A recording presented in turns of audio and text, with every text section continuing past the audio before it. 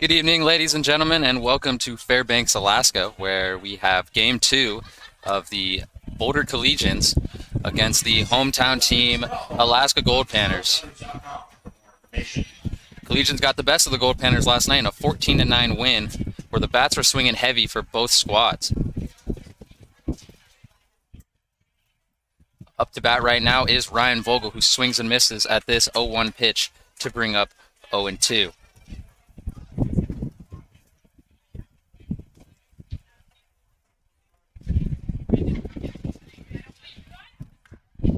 Vogel pops this one up into left center. Goldpanners able to get under it, and they get it for out number one. Collegians in their baby blue away uniforms. Alaska Goldpanners switching it up a little bit, wearing navy blue with navy blue caps, different from their red uniforms last night. On the mound is Garrett Cooper to start. He was the designated hitter last night, leading off in the order for the Goldpanners. Now he is on the mound. Up to the plate right now is Brady Miguel. Brady Miguel, this is his first time batting and playing up here in Fairbanks. Did not play last night. Miguel will get the start at third base this evening in place of Alec Ackerman. Miguel shows bunt, and this one's going to go foul. Talked about this a little bit yesterday with Chatterton and Vogel. Miguel's also one of those people that Collegians like to use to bunt because he's got a lot of speed on the base path, and he can definitely get onto first base if he has to.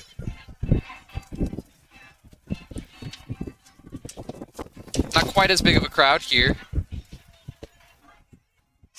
at the Goldpanners field. Local Banks night tonight. Hoovu Brewing Company sponsored the game last night. Brought a lot of people out as the 0-2 pitch comes in, and this one's going to be high and outside. Ball one. Collegians swung the bat very well yesterday. John Gazdar was our player of the game after he had a 3 RBI showing. 1-2 comes in. This one's going to be high. It's going to be called for ball 2.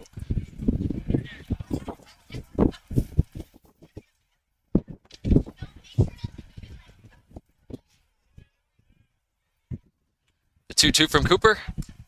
Swing and hits this foul. That keeps the at-bat alive.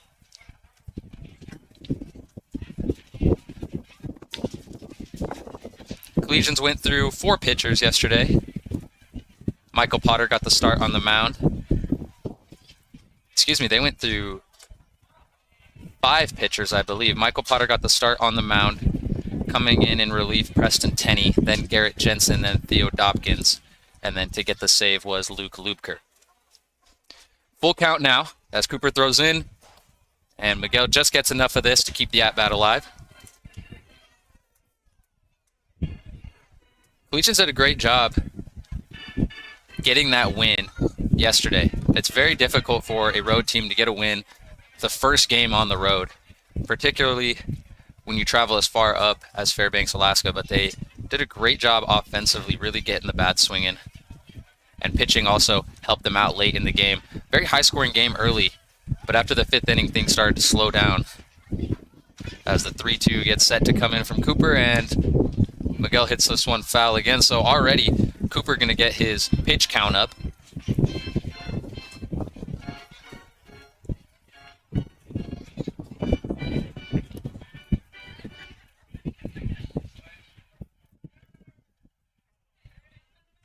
And the 3-2 comes in, and Miguel gets some contact on this one. It's going to be sent to deep right center. And on the run there is the right fielder,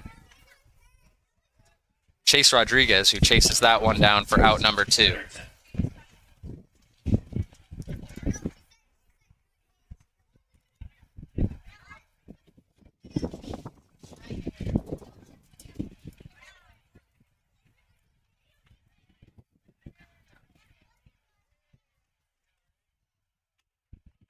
This first pitch comes in, and it's going to be called ball 1.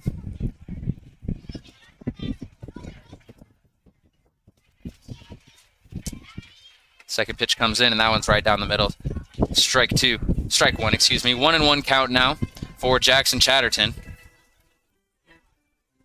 as the Goldpanners attempt to get out of the first inning, getting the Collegians out in order. Check swing there, doesn't quite go. That one's going to be high, ball 2.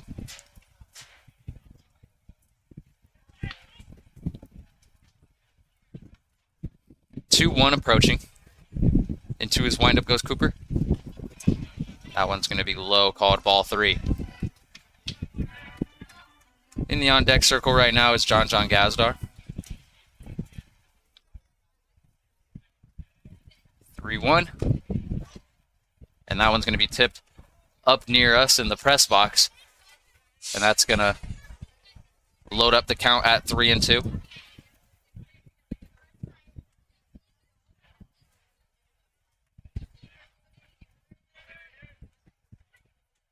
Three-two comes in, and Chatterton gets under this one, and it's going to go into center field for a base hit. Jackson Chatterton, the first runner on base for Boulder. And that brings up John Gazdar. On the mound starting for the Collegians tonight is Grayson Gifford. Gifford got 1 inning in the second game of the doubleheader against the NoCo Roughnecks on Saturday. That was his last pitching outing. Grayson Gifford got the start last Tuesday, a week ago, down in Pueblo when the Collegians took on Spradley. Look over his left shoulder goes Cooper. Into his windup he goes, and this one's going to be high for ball 1. Chatterton got some speed on the base path. He's definitely someone dangerous that the Goldpanners will be looking out for.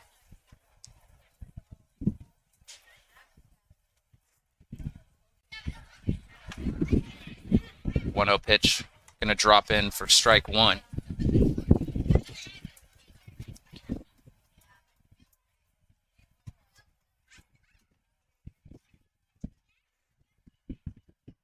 One set to come in.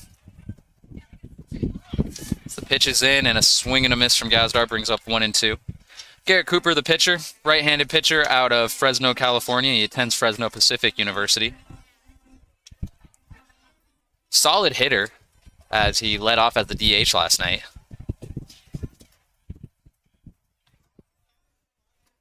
One, two. That one's going to be low and outside, 2-2.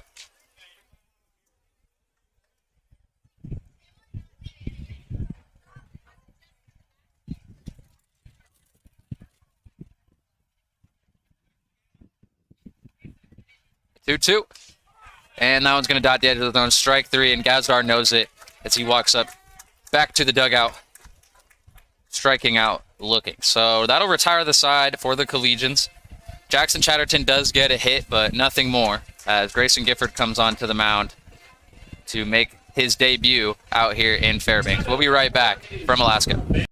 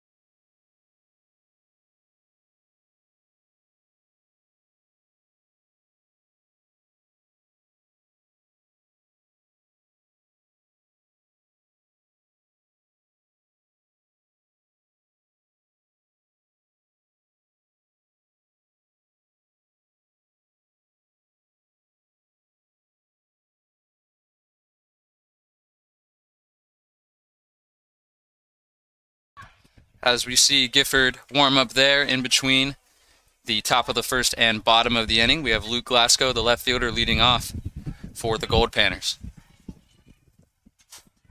First pitch in from Gifford.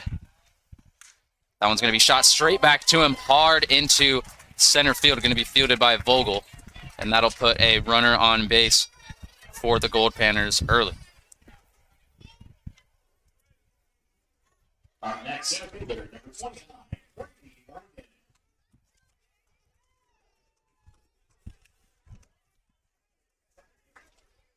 Luke Glasgow had a solid day yesterday. 5 hits for himself, and then he just continues his hot streak there with a hit right away. This first pitch comes in from Gifford, and that one's going to be called strike 1.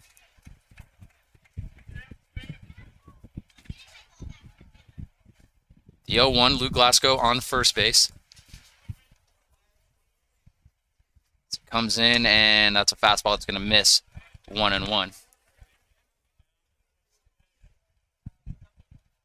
Gifford, out of Denver South High School, will attend Azusa Pacific University in the fall and will play baseball there in the spring. As this pitch comes in, it's an off-speed one. Will miss 2-1. Gifford took a year off, was not sure if they were going to have a season there at Azusa Pacific, so he took a year off, took some classes in Denver, and actually helped coach his alma mater's JV baseball team. As this pitch misses the zone, 3-1. Oliphant, the catcher, questioning if there was a swing there. Nothing from the ump, called ball 3.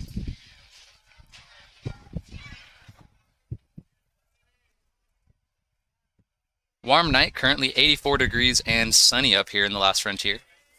It's a 3-1 comes in, and this one's going to be called ball 4.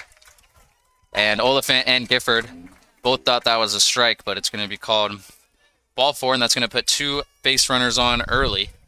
That's Grady Morgan, the second baseman, or excuse me, the center fielder who advances to first. And Ryan Pierce, the first baseman, will come up to the plate.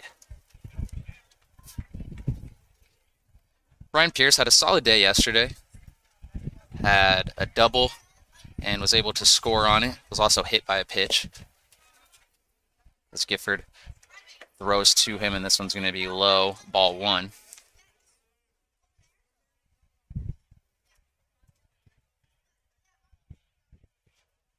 Gifford playing with the Greeley Grays last year. That's where Tony Rucco and Mark Knudsen both coached prior to coaching the Collegians.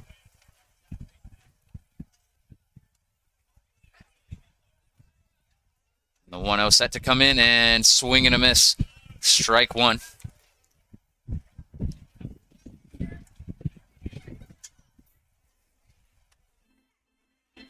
Unusually hot up here in Fairbanks. The locals were telling us they're not used to the heat here, and not many people have air conditioning equipped because most of the year it is very cold, so almost no need to install air conditioning. In the summer, it usually doesn't get too much hotter than, you know, mid-70s, upper 70s, but right now, 84 degrees. And a lot of people not used to it, so the brewery night last night really helped cool some people down and brought a lot of people out to the ballpark. But when it's a hot day out here, it's hot the entire day, and it'll likely be about 84 degrees when we finish this thing up around 10 p.m. Gifford with a look over his right shoulder. He throws this one in, and it's going to be sent into right center field. Going around third is Glasgow. Going around third is Morgan as Chatterton holds it up at second base, and 2 runs will score for the Goldpanners to put them up 2-0.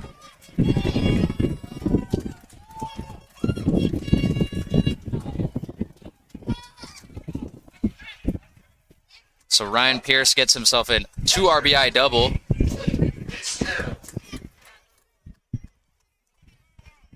As still with no outs, Blake Fitzgerald will come up to the plate with a runner on second. That's Ryan Pierce.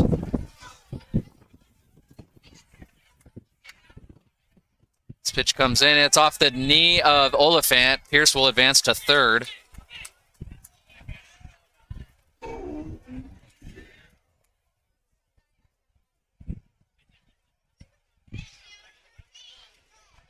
And Collegians will find themselves in a similar situation that they were in yesterday. Down 2-0 early.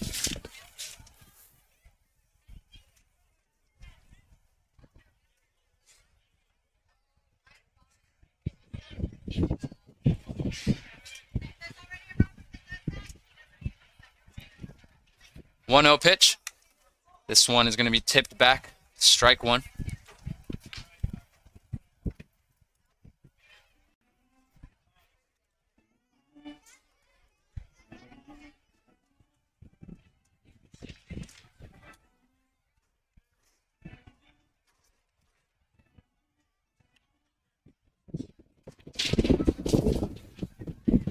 One.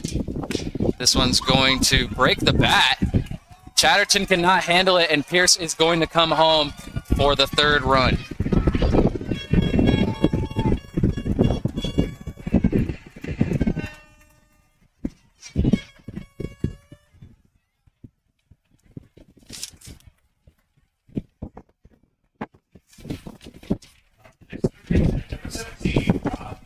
So Ryan Fitzgerald gets himself a single there to get on base. Ryan Pierce comes around and scores. First three batters for the Goldpanners have scored to make this a 3-0 ball game. First pitch is in, and that one's going to catch the zone. Strike one. This is Robert Matai coming up, the third baseman.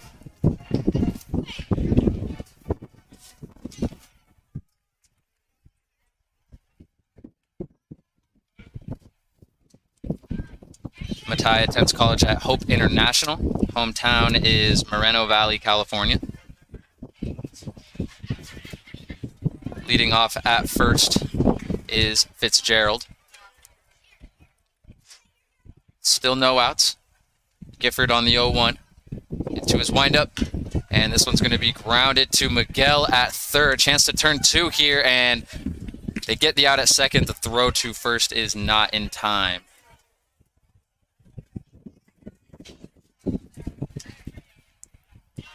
So Collegians get their first out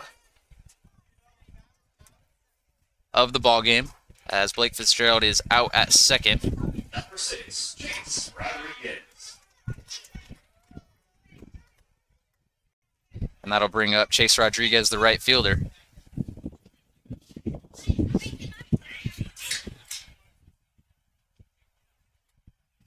This pitch comes in, and it's going to be in for strike one.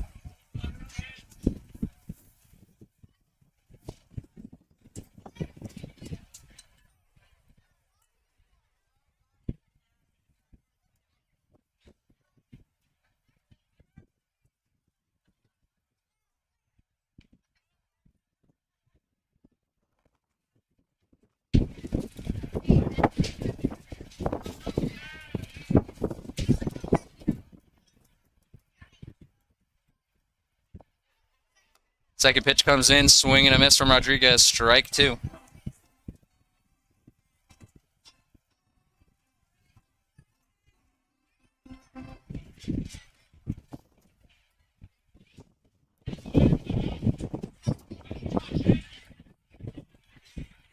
This pitch comes in, it's going to be tipped back to keep the at-bat alive, still 0-2.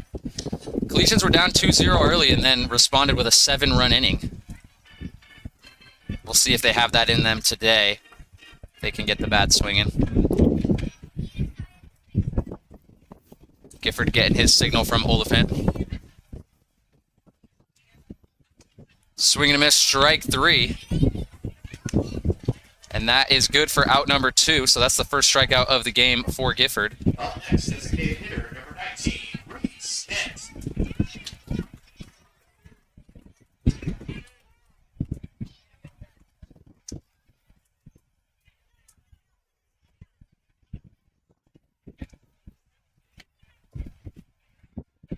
Back to first goes Gifford. Try and catch Robert Matai, off the bag. Swing and a miss right here from the designated hitter Reese Kent, brings up 0-1. 2 straight outs now from Gifford as he tries to get out of this inning without any more damage. 0-1. This one's going to be popped up in down the first base line. Sean D getting under it, and he misjudges it. Maybe the first base coach of the Goldpanners threw him off a little bit as he was trying to get out of his way but just couldn't. And D drops that one, but still brings up 0-2.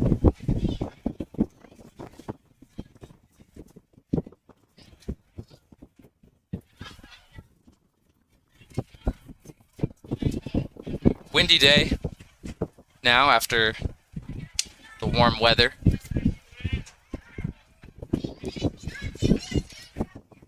Still 84 degrees. The high is 86 today as this one's going to be sent foul to keep it at 0-2.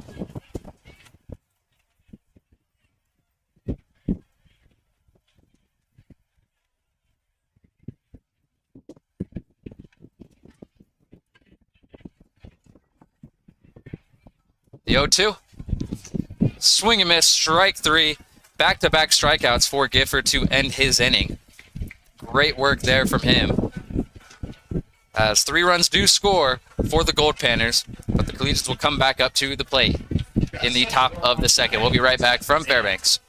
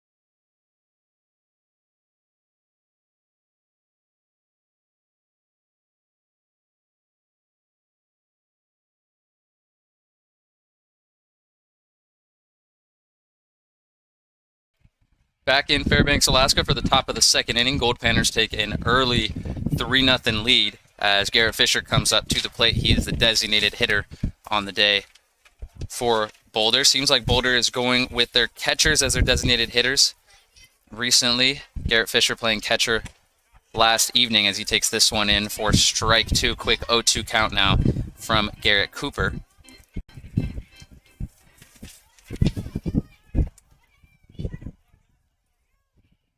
And this one is going to be chopped foul, still stay at 0-2. Fisher out of the University of Northern Colorado. Attended Fossil Ridge High School up in Fort Collins. And this one comes high. Fisher with a fantastic play yesterday. A part of that 7-run top of the third inning that we were talking about. Got a triple into left center field that brought home 3 runs. And he sends one into left center again, and on the run there is the left fielder, Luke Glasgow, and he grabs that one on the fly, as this was a hard-driven ball. But he catches it for out number 1. D comes up now, the first baseman on the day.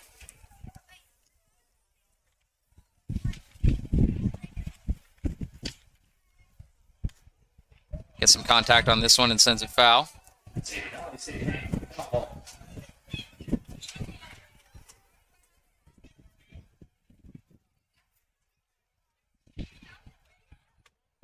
Swing and a miss there. Quick 0-2. Collegians so far not swinging the bat like they were last night. They'll look to get things going early. Once again, they did not score until the third inning yesterday. So still some time as the 1-2 comes in.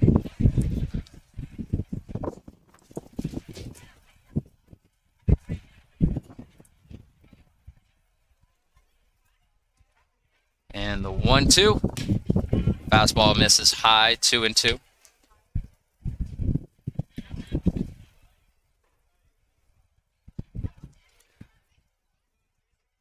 Sean D struggled a bit yesterday, was 1 for 4 on the day as he takes this one and loads up the count at 3-2.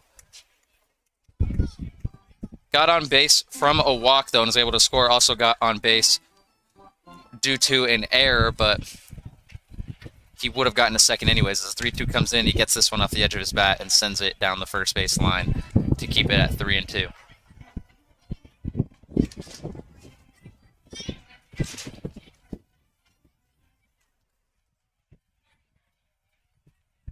The 3-2. This one's tipped back near us at the press box. And we keep it up. In Collegians, we saw Brady Miguel do this in the first inning, getting a lot of foul balls on full counts and just extending this pitch count out for Cooper on the mound. And that's going to be huge in a 6-game series when you got to get the most out of your pitchers. The 3-2 comes in, and as we say it, he sends another one foul. And that ball right there certainly would have cracked a window if we were back at Scott Carpenter in Boulder in that parking lot just west of right field. Actually, last Friday when the Collegians took on the Lumberjacks, a car was shattered. So if you're going to come out to a game at Scott Carpenter, this one is sent into left field. Hard-driven ball. D's going to go around first, and he's going to stay there, and that's going to put a runner on. So good patience from Sean D. Kept swinging at it and was able to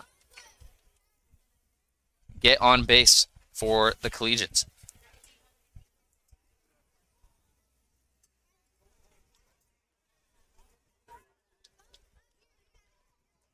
Brings up Lane Oliphant, the catcher.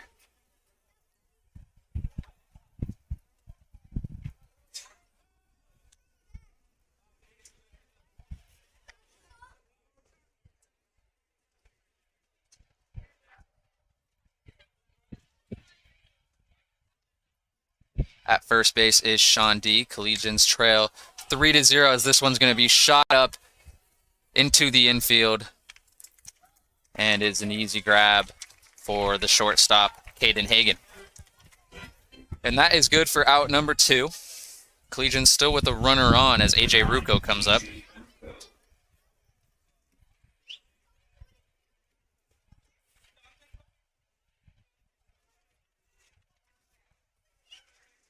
Rucco with a solid day yesterday, getting on base all but one time, and the Collegians went through their batting order almost 6 times yesterday as he swings and misses at this one. Got on base, whether it was from a walk or a base hit, and was able to come around and score twice.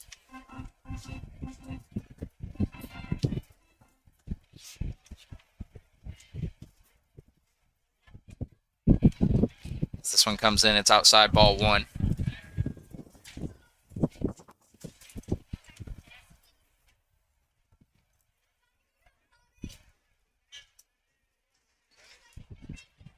Rucco on the 1-2, swings and misses there, strike 2.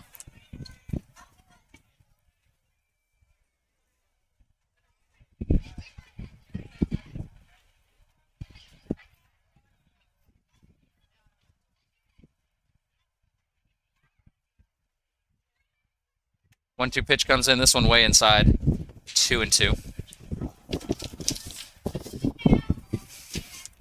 Cooper doing a great job so far on the mound for the Goldpanners. His pitch count getting a little high, but if he can continue to pitch at a high level, I'm sure they will not mind it as we say that he strikes out Rucco for out number 3. And that one is good for his second strikeout of the game. So Collegians get one on with a base hit from Sean D, but cannot do any more as they still trail 3-0 going into the bottom of the second. We'll be right back from Fairbanks.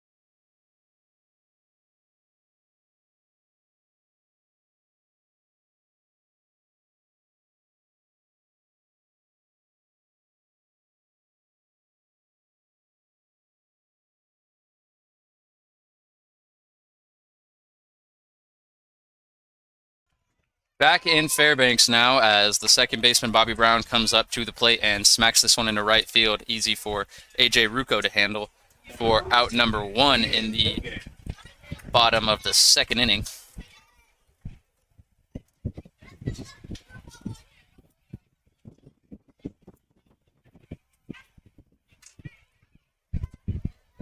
Up now is Caden Hagan, the shortstop.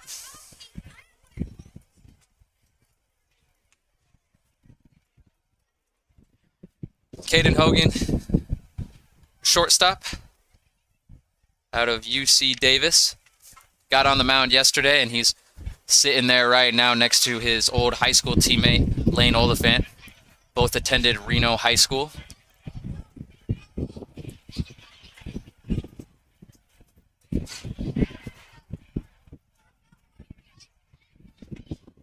As the 1-0 comes in, and this one is going to be low and outside for ball 2. Bobby Brown, the second baseman, who just flew out to right field, also was on the mound yesterday. So Goldpanners throwing some guys that are not normally pitchers. This one's going to miss low and put Gifford behind in the count 3-0. This will round out the order for the Goldpanners. We'll head back to the top of the order with Luke Glasgow in a moment. So 3-0 is set to come in, and fastball is good in the zone for strike 1. 3 runs in the first inning. It was the first 3 batters that made their way all the way around the base path and scored for the Goldpanners.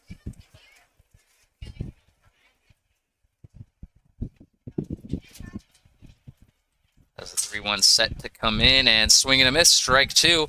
Gifford catches up, and we are all loaded up.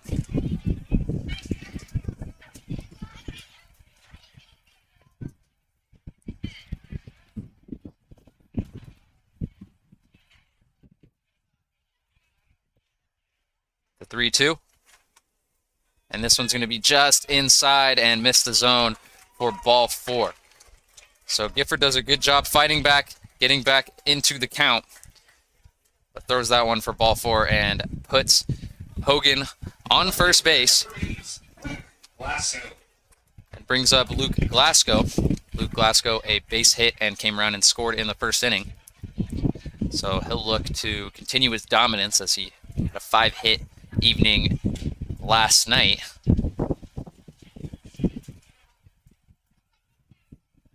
First pitch coming in. This one's going to drop into the zone for strike 1.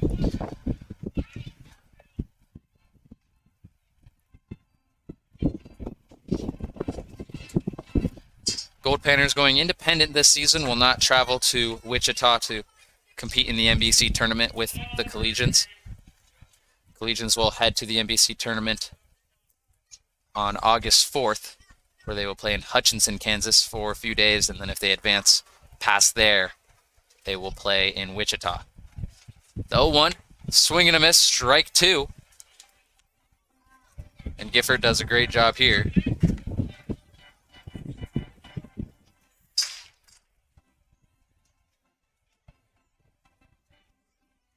As he has Glasgow behind on an 0-2 count, one runner on, that's Caden Hogan. The 0-2 comes in, that one is going to be high, ball one.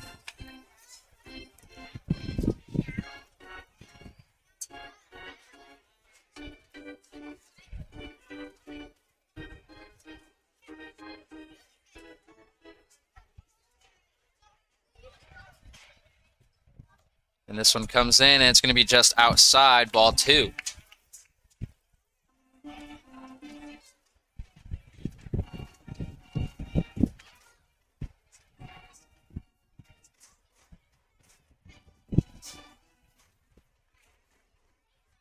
Two-two, and this one's going to be popped up down the third base line. Brady Miguel going after it. He'll get under it, and he cannot make the grab. And it looks like that one is going to be called foul.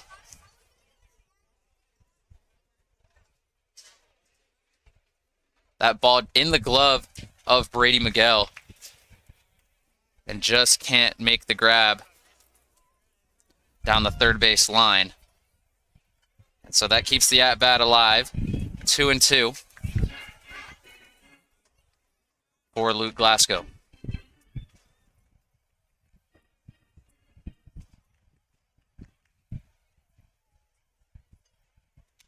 And this one's going to be sent down the left field line, and it's going to go foul near the Goldpanners dugout.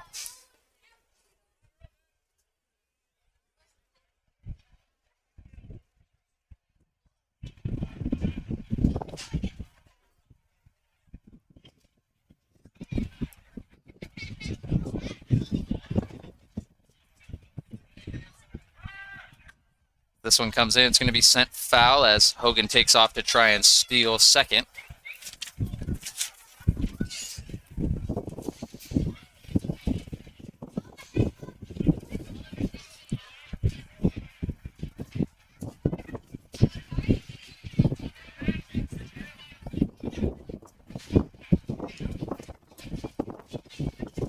The 0-2. And this one's going to be sent into right center field. It's going to drop into the gap. Hogan comes around third. Goldpanners going to hold him up at third base as Glasgow gets himself a double. And advances Hogan to third base to put two runners in scoring position with two outs. 29, Brady Morgan.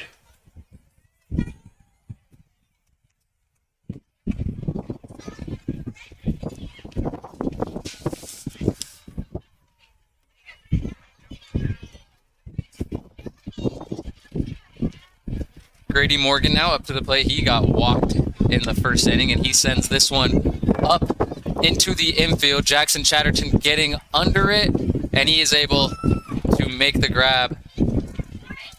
And I believe that is out number 3.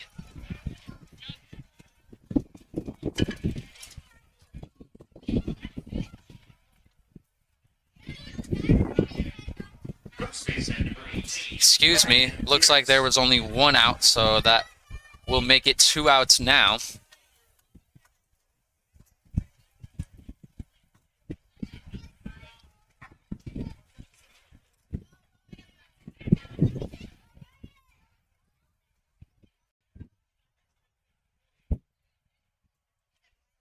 As Ryan Pierce comes up to the plate.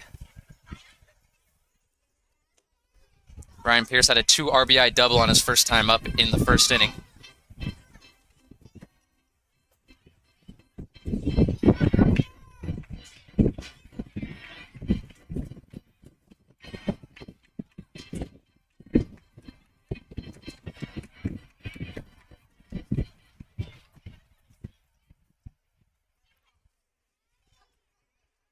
0-1 from Gifford, and Pierce swings at this one low for strike 2.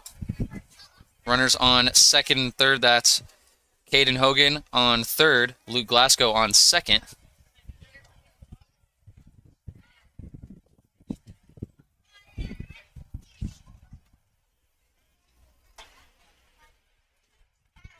The 0-2, and that one's going to be just outside, ball 1.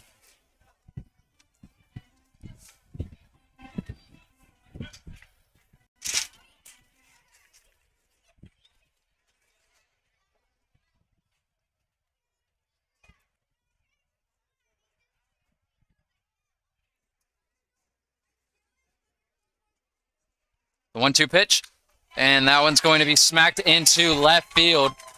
Hogan will come around and score. The throw home is not going to be in time, as Glasgow will also come home, and the Goldpanners will tack on 2 more runs and increase their lead to 5-0. And Collegians just 1 pitch away, but unable to get the out there. Catcher number 28, Blake Fitzgerald.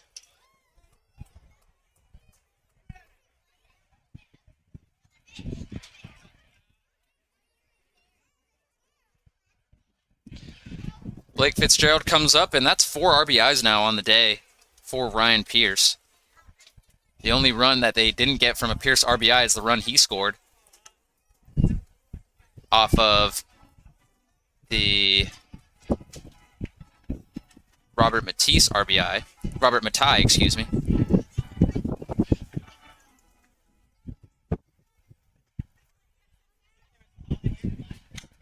This pitch comes in, and Fitzgerald sends it up into left field, and Upstill is able to grab it for out number 3. But 2 more runs are tacked on by the Goldpanners, and that puts the Collegians down 5-0. We'll see if they can begin to mount a comeback as we head into the bottom of the second inning. We'll be right back from Fairbanks.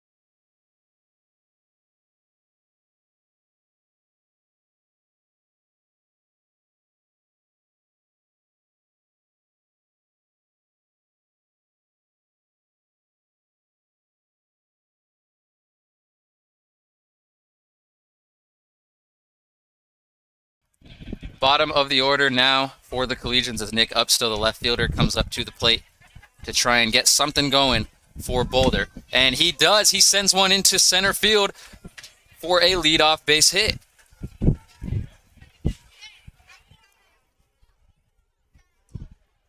Maybe can get some momentum building here for the Collegians in the bottom of the second, as 1 runner is now on, as we go back to the top of the order with Ryan Vogel coming up to the plate. Vogel 0 for 1 on the day with a pop-up to left field.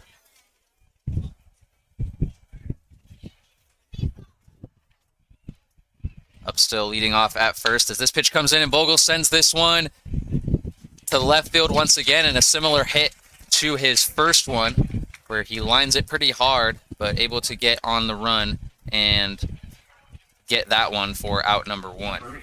Brady Miguel.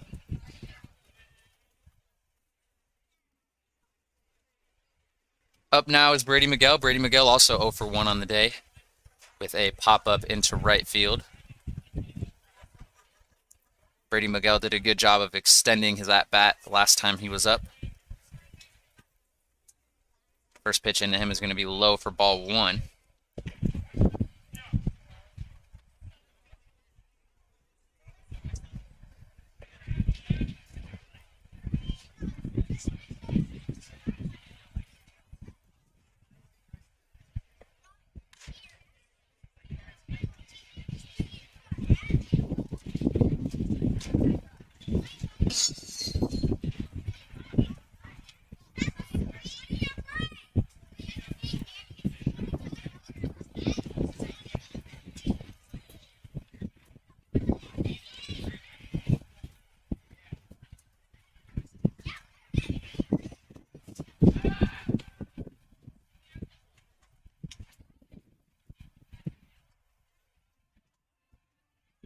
Up still slides back to first.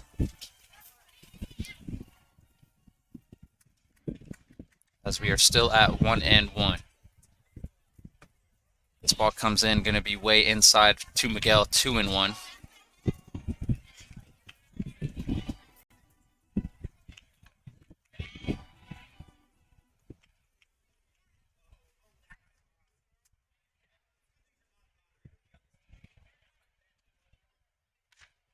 And Miguel sends this one into deep left field. Going back forward is Glasgow, and he makes the catch against the warning track for out 2.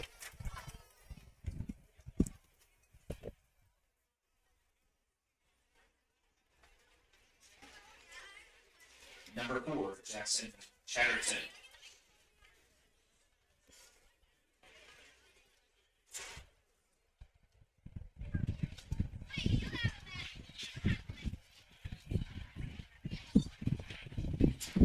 Jackson Chatterton comes up. He's 1 for 1 on the day, has a base hit as he sends this bunt down third base line and foul. 5-0 early Goldpanner lead. Collegians with 3 hits, 1 in each inning, but have been unable to do anything else.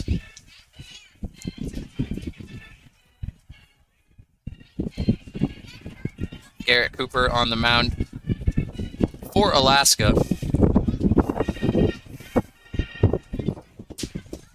And the 0-1 from him is low and swing and missed by Chatterton to bring up an 0-2 count with 2 outs. On first base is Up still, who got himself a single off the first pitch in the inning.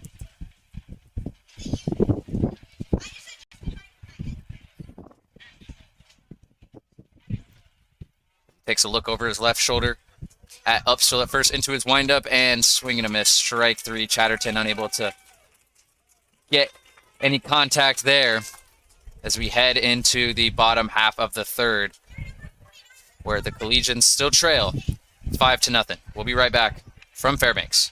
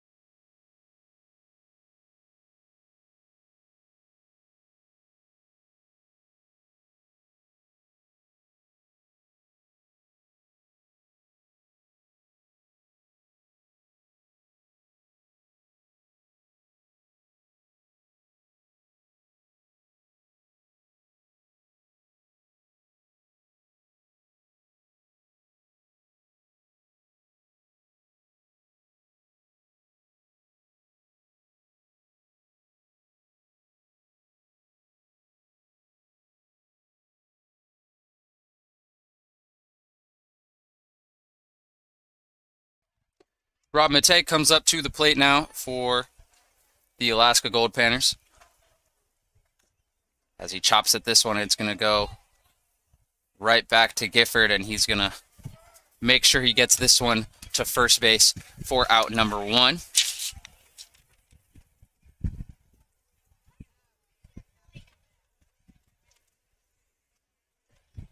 Right fielder number 6, Chase Rodriguez.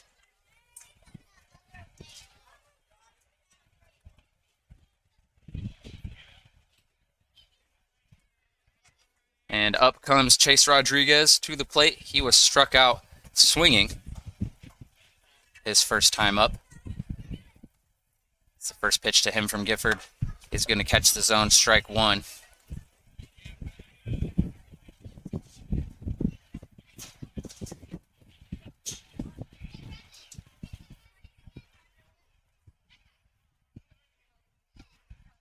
Oh, 1. That one going to be dropped by Oliphant, but low for ball 1.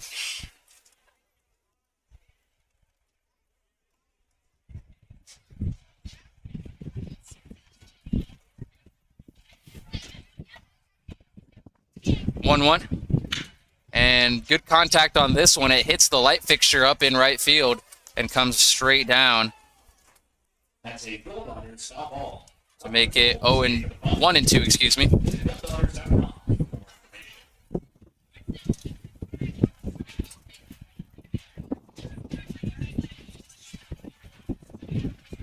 And this one comes in. It's going to be low for ball 2.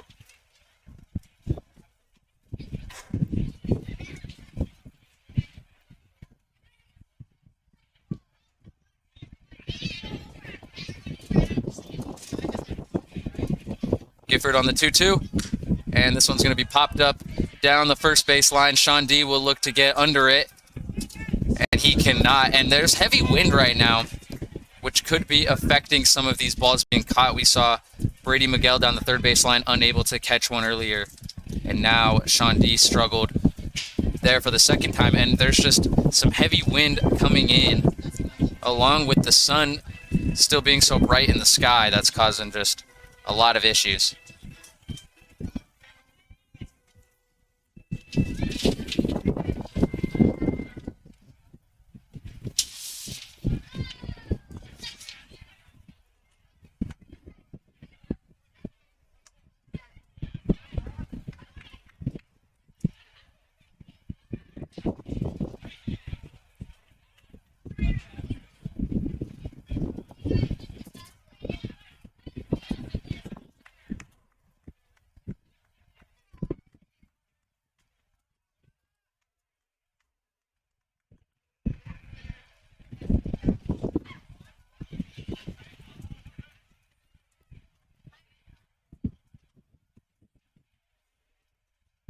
Three and 2, full count. Gifford throws in, and this one's going to be outside, ball 4. And Rodriguez will take his base.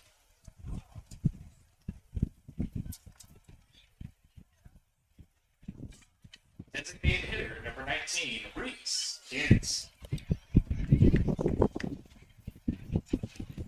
So that puts 1 runner on with still only 1 out. Throw back to first. That one can't be caught by Sean D, and Rodriguez is going to advance to second. That's going to put a runner in scoring position now. Reese Kent up to the plate. Reese Kent was struck out in the first inning. Part of those back-to-back strikeouts from Gifford to get out of that one.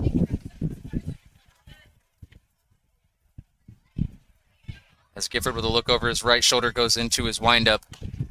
There's a fastball in here that catches the zone for strike 1.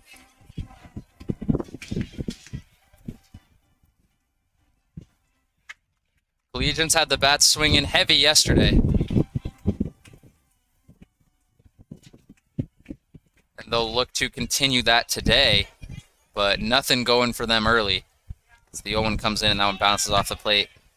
Bring up ball 1. Rodriguez leading off heavy at second. Gifford going to keep an eye on him.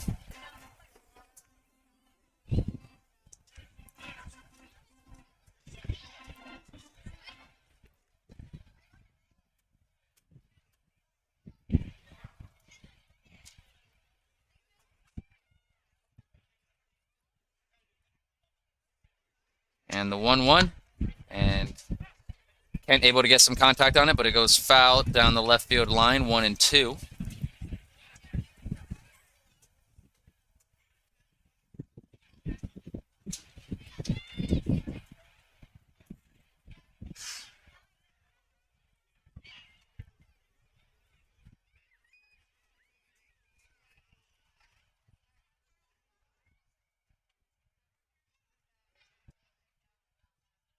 One-two pitch. And some contact on this one, but it's sent straight into left field. Up still, able to make the grab out there for out number 2. Second baseman, number 30, Bobby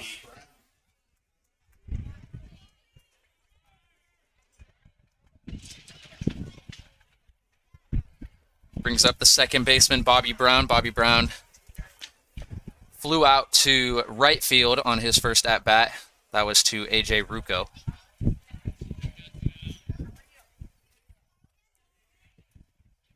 We apologize if the video feed is a little blurry.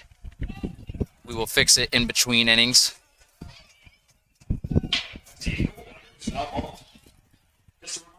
And the Goldpanners send this one foul for 0-1. And when you're trading in for candy or popcorn, you can do so.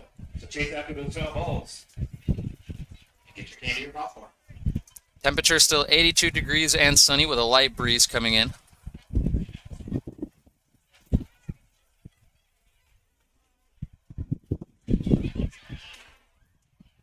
Gifford on the 0-1 with a runner on second into his windup, and this one dodged the edge of the zone, strike 2. Chase Rodriguez on second for the Goldpanners.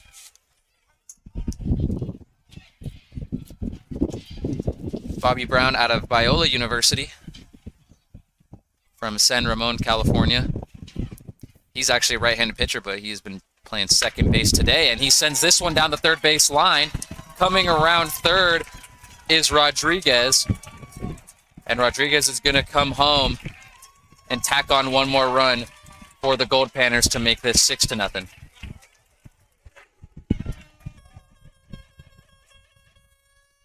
Brown advances to second on an RBI double. Shortstop, number 14, Caden Hogan.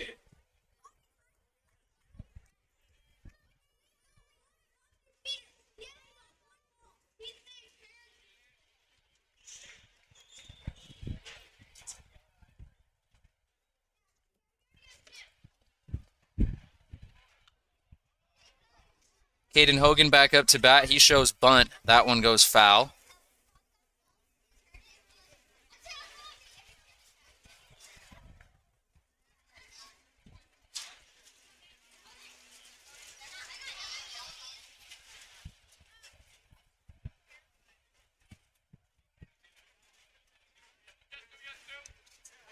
Oh, and 1 Gifford with a look over his right shoulder. It's Bobby Brown on second. The pitch comes in, and this one's going to be a fastball inside for strike 2.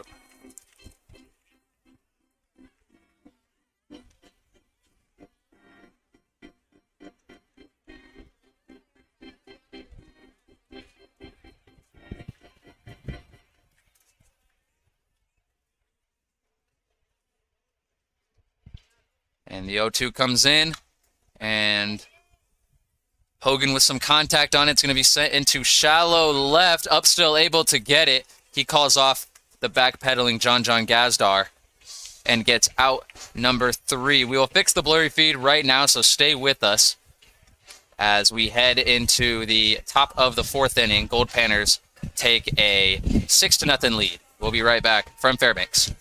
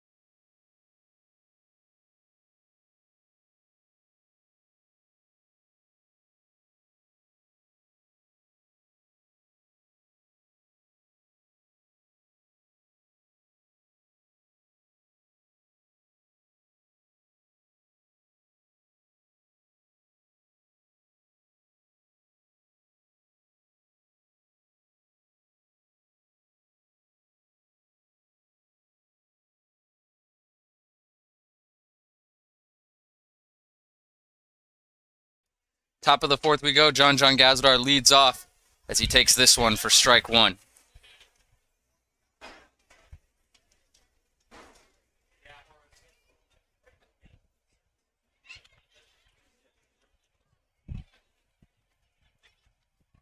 This one going to be tipped back. Bring up 0-2. Gazdar gets some contact on this one and sends it into center field. And he will get on base. And Collegians keep that trend alive of getting someone on first base every inning. 4 hits through 4 innings, all base hits. But we'll see if they can continue it. Here comes Garrett Fisher up to the plate.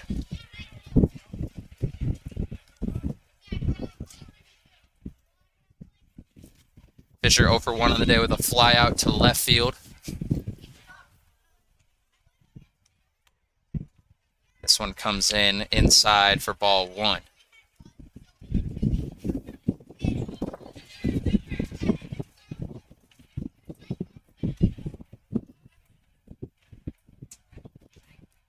One 0 pitch comes in, strike 1 down the middle.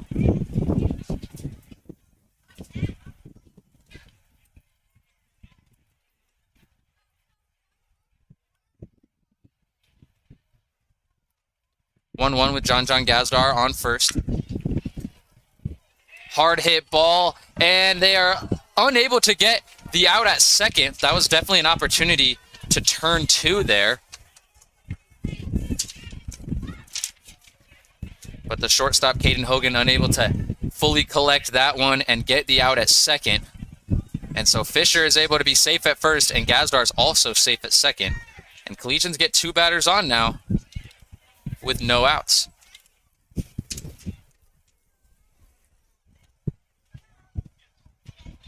Sean D now up to the plate. Sean D out of the University of Illinois, Chicago.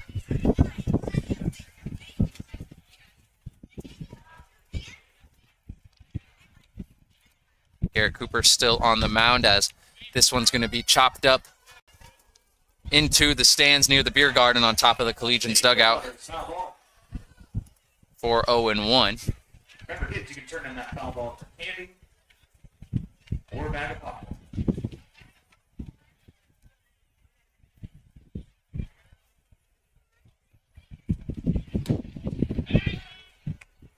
Back to first they go. Fisher's going to be safe there.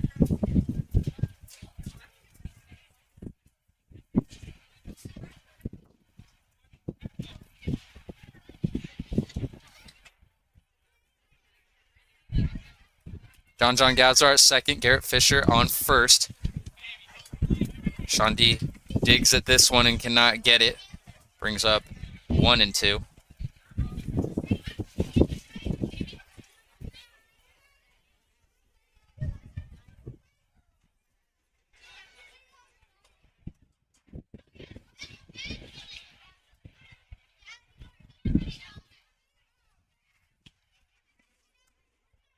Sean D 1 for 1 on the day with a base hit. He sends this one foul and keeps the at-bat alive. We'll see how many innings the Goldpanners look to throw Cooper. Would not be surprised if they went 6 or 7 deep with him, considering how long this week is going to be for both teams. We'll see how long the Collegians will stick with Grayson Gifford as well. As this pitch comes in and D gets contact on this one. And this is another similar at-bat to what he had on his first one, where he just extended the at-bat as long as he could and then was able to finally get his break and get that base hit. And we'll see if he can get something going here behind 1-2. And he digs at this one and once again sends it foul. Sean D, a heavy swinger. He loves to swing for the fences, but also a patient hitter.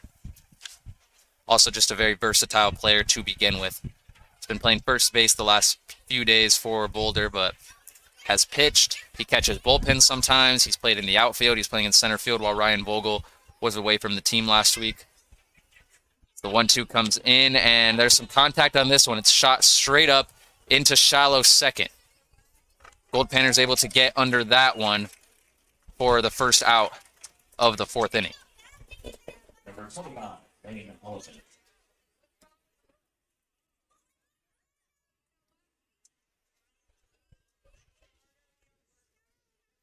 Lane Oliphant comes up now. He popped up too short on his first at-bat. Look to get on base for the first time today, only the second time through the order for Boulder. Not as many at-bats for these players today as they got yesterday. He grounds this one to short. Chance to turn two for the Goldpanners, and they elect to just get the one at second. That's Garrett Fisher. Gazdar is going to advance to third, and Oliphant's going to be safe at first. But that makes it 2 outs.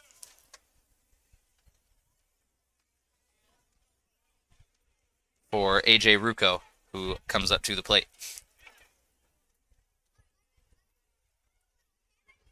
AJ Rucco striking out on his first at-bat.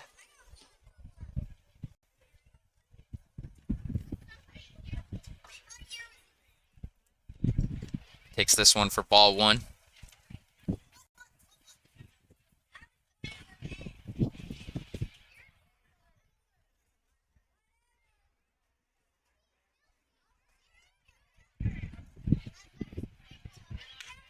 And Rucco gets some contact on this one, but he pops it up into right field, and it is easily handled by the Alaska Goldpanners to retire the side. And so Collegians get 90 feet away from their first run, but are unable to capitalize and are still scoreless through 4 innings as the Goldpanners are up 6-0. Grayson Gifford going to remain on the mound for Boulder, as we'll return to Fairbanks in just a moment. We'll be right back.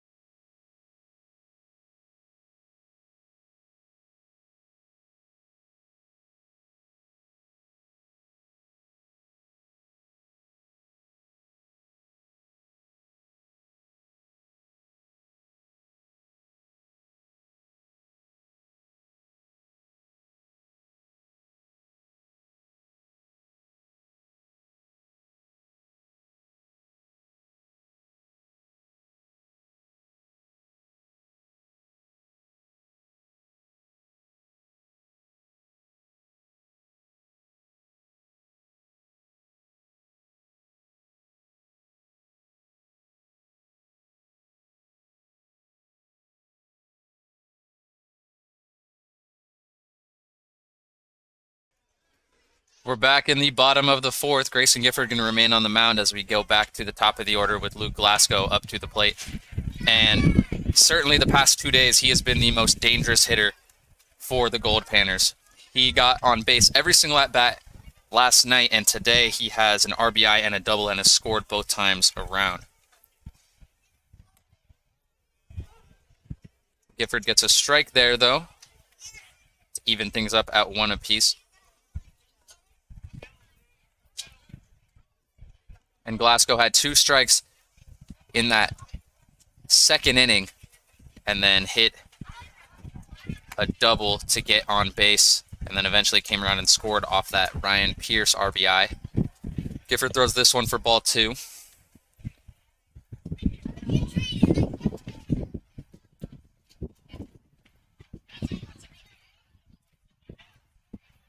Two one comes in from Gifford, and Glasgow gets some contact on this one. It's going to be shot to Rucco, and he's going to make the grab over his left shoulder. What a catch from AJ Rucco. That one looked like his head was even turned away when he caught that. But he gets the grab, and an important one at that, as it certainly would have been extra bases there if he missed it. So crucial grab there. We want to update those of you that are NBA fans. The Bucks have officially captured the 2021 NBA title, winning in Game 6 over the Phoenix Suns. this pitch from Gifford is in for strike one.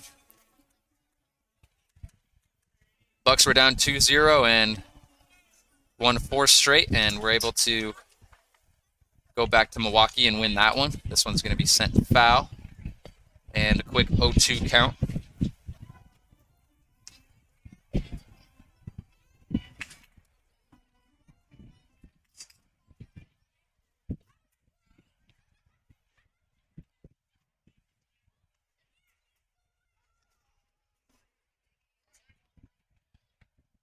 Oh-2 pitch from Gifford. That one is a fastball. It's going to miss high, 1-2. Up now is Grady Morgan. Grady Morgan is 1 for 2 on the day. 0 for 1 on the day. He walked in the first inning and then got around and scored and flew out to center field in the second inning. This pitch comes in. It's going to be outside to level things up at 2-2.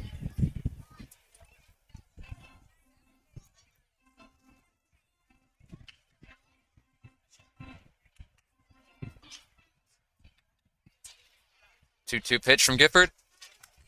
And that one's going to be sent foul and hit the top of the net to keep the at-bat alive at 2-2. And the Collegians, not used to the 24-hour daylight that you experience up here in Fairbanks, Alaska. A very indescribable feeling last night going onto the field at 10 p.m.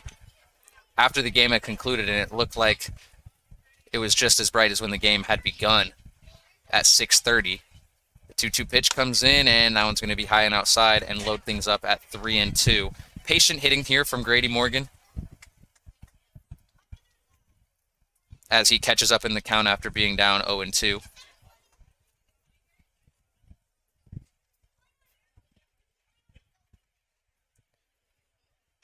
The 3-2 from Gifford, and a check swing. We'll see what they call it. And they're going to say he swung, so that's going to be good for strike 3, and Gifford's going to get his 3rd strikeout of the game there. And the Collegians will also get their 2nd out of the bottom of the 4th.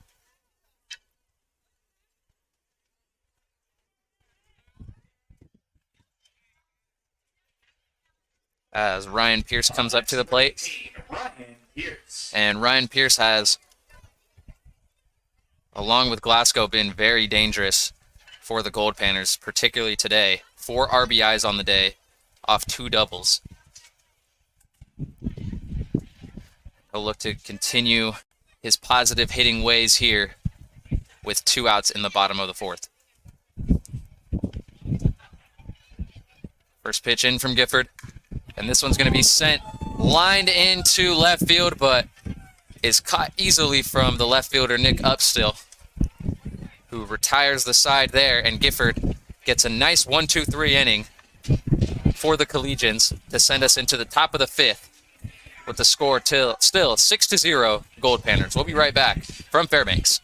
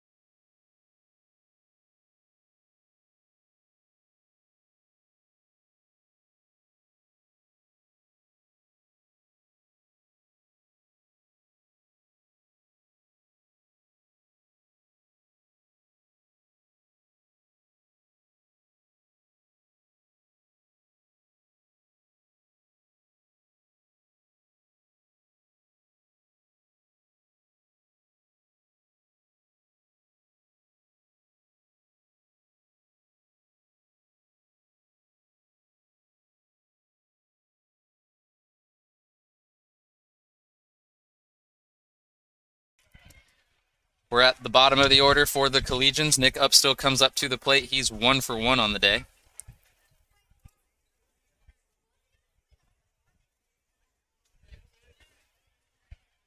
New pitcher also in for the Alaska Goldpanners. This is Tyler Franks, and Nick Upstill going to be familiar with this man. He goes to San Francisco State along with Nick Upstill and several other Collegians players. So Franks and Upstill know each other well. A lot of the players on the team from San Francisco State, good friends with Tyler Franks. But he comes on after Garrett Cooper pitches 4 innings. Tyler Franks from Brentwood, California. So the 1-1 comes into Upstill, and Upstill gets some contact on this one, but it's going to be sent to second base, and they'll get the force out at first for out number 1.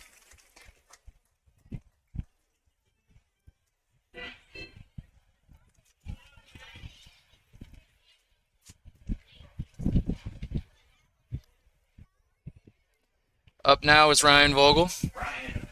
And Vogel 0 for 2 on the day, but yesterday it also took him a few at-bats to get going. Got some hits late in the game.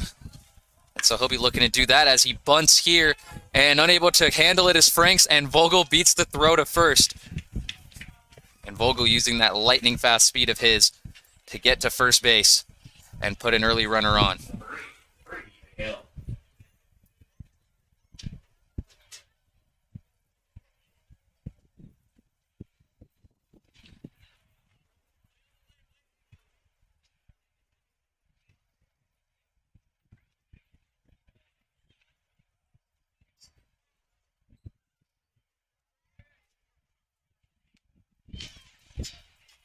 First pitch comes in. Showing bunt is Miguel. That ball goes past, so Vogel will advance to second base. Not a shocker there that Vogel got an extra base. But Miguel also trying to show bunt, and he has to back up a little bit as that one nearly hit him. It's going to be called ball 1.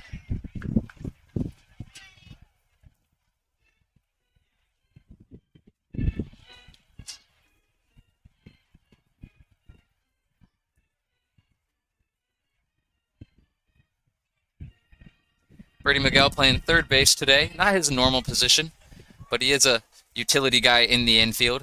But shortstop is his preferred position as the 1-0 comes in. And this one inside as well, 2-0. We want to shout out the Alaska Goldpanners for being such great hosts to us so far, providing us with transportation and hospitality here at the stadium. They have been great hosts and have really made us feel welcome up here in Fairbanks, as this one's sent foul near where we're at. Very high press box, but great view though, right behind home plate. And what we're used to out in Colorado and at many other fields is you have the protective net covering where the camera would normally go, and so you don't get as clear of an image. Here we can get a clearer image from higher up. There's no fence blocking it, and so that allows us to get it from this angle up here. That one's in for ball 3. So Miguel catches himself ahead.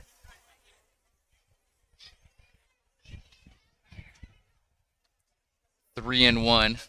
And in the on-deck circle is Jackson Chatterton. This one's going to be sent foul and load things up at 3 and 2.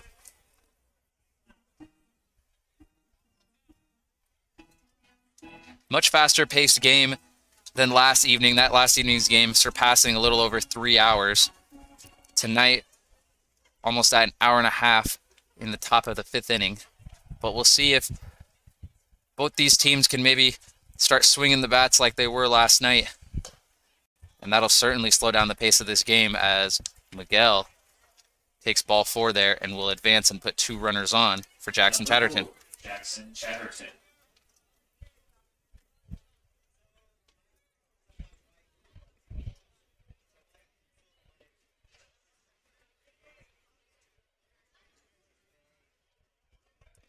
Chatterton 1 for 2 on the day. Got a base hit on his first at-bat. Comes on now with 2 runners in scoring position. As this first pitch comes in, it's going to be high for ball one. And Chatterton had the great opportunity of working the MLB All-Star game while it was in Denver. Such a great thing for the state of Colorado and the city of Denver as a whole. Put on a great show down there at Coors Field and really got the community involved, and it was a great thing. As this fastball goes high for ball two.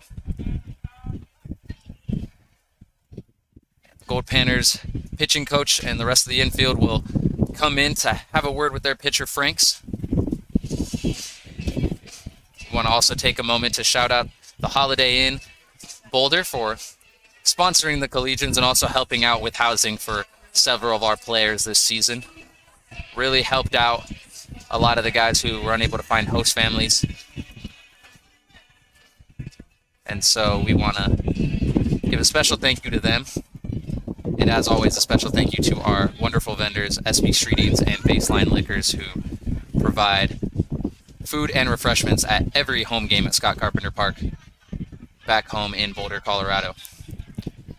But back here in Fairbanks, 2-0, as Franks pitches this one, ball three. That one's going to be high to Chatterton and give us a 3-0 count. John Gazdar is going to be on deck with Garrett Fisher in the hole.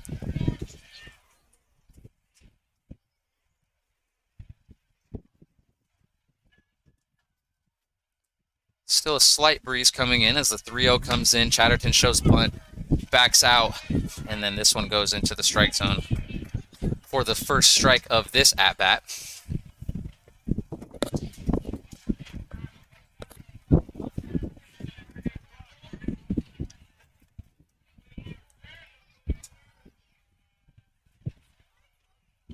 And Chatterton gets some contact on this one. It's sent into deep second, and a great grab there from Bobby Brown. And a necessary one, as if that one would have dropped, Vogel and Miguel certainly would have advanced, and that would have loaded up the bases. But instead, it's 2 outs. And John Gazdar comes up to the plate, and we'll see if he can continue his RBI ways after 3 RBIs yesterday. Help the Collegians en route to that 14-9 win. But today, 1 for 2, got struck out looking in the first inning. First pitch comes into him, and he hacks at this one and sends it foul. Late arriving crowd is starting to pile in as the local bank sponsored tonight's game between the Collegians and Goldpanners. The 0-1 pitch. This one going to be way inside, called ball one.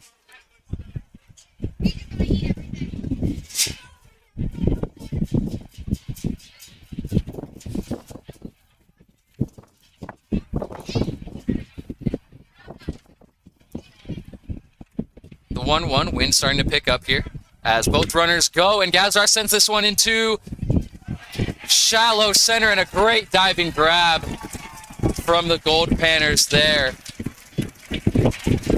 That's the center fielder, Brady Morgan, on a terrific diving catch that denies Gazdar an RBI and denies the Collegians from getting on the board as they are still held scoreless through 5 innings. We'll be right back to Boulder. Back to Fairbanks, as the Collegians will come back onto the mound with Grayson Gifford to try and shut out the Goldpanners for a second straight inning. We'll be right back from Fairbanks.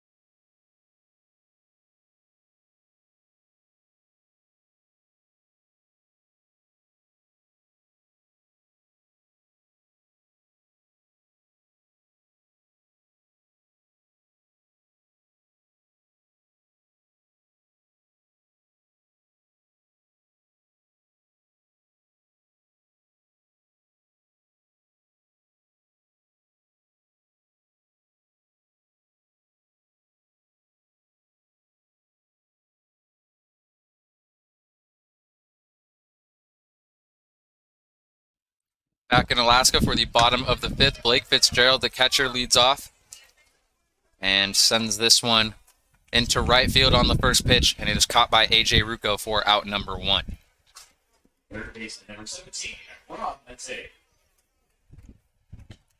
Rob Matei comes up now after a quick out number 1.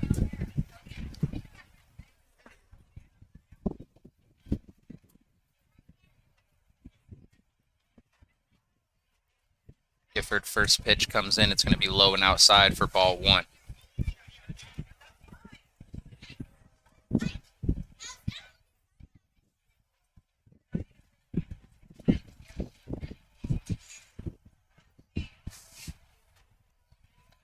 This one going to go past the left arm of the catcher, Oliphant. 2-0.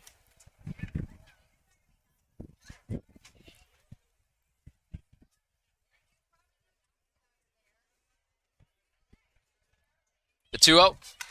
And some good contact on this one from Matei. Puts a runner on base for the Goldpanners, with Chase Rodriguez up to the plate.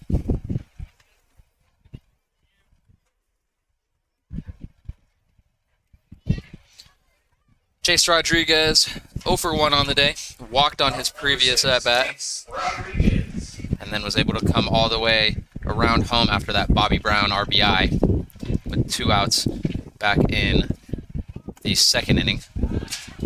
Back to first goes Oliphant, and Matai is going to be safe there. First pitch in is a ball, 1-0.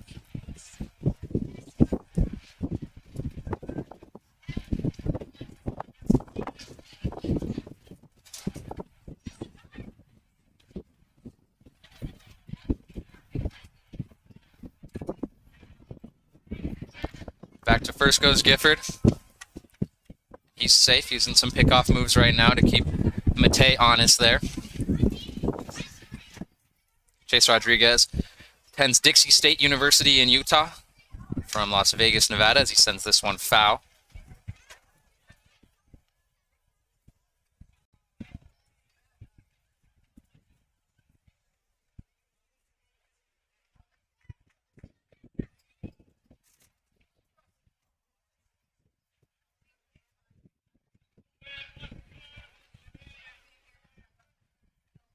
Gifford on an even 1-1 count with Robert Matei on first for the Goldpanners.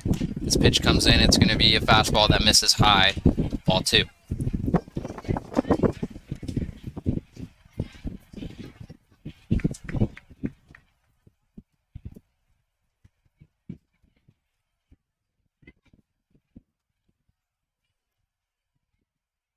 The 2-1.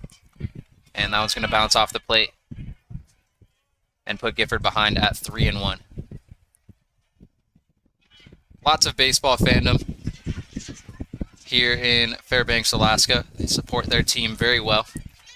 Just this season, they've gone independent, so they've hosted a variety of teams from the lower 48. Supported the Utah Marshals last week, and will support Pride Baseball out of South Carolina next week. Pride Baseball actually already up here in Fairbanks, but they'll head down to Anchorage to play some games, and then they'll come back up here to take on the Goldpanners next week, starting on Monday after the Collegians leave. And this ball goes in, and it's going to be a call to strike and load up the count at 3-2.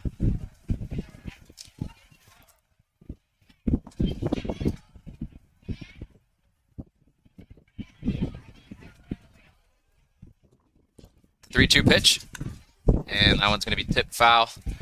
And Rodriguez gets a little bit on that to keep the at-bat alive, as Grayson Gifford likely approaching the end of his day. Tony Rucco and Mark Knudsen like to run their pitchers about 5 innings.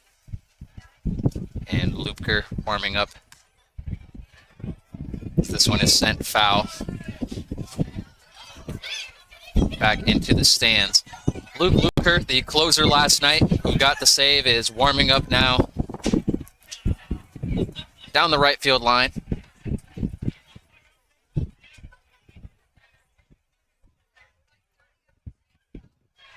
Gifford looks to use a pickoff mood, but holds back.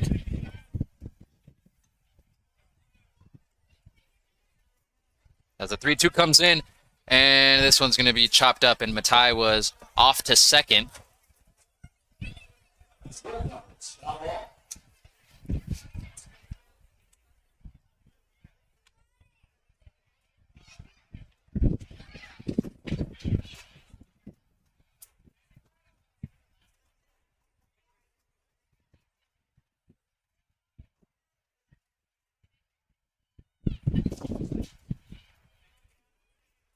The 3-2. That's going to be hit foul once more. That's a hard hit ball into the parking lot near right field and keeps us at 3-2.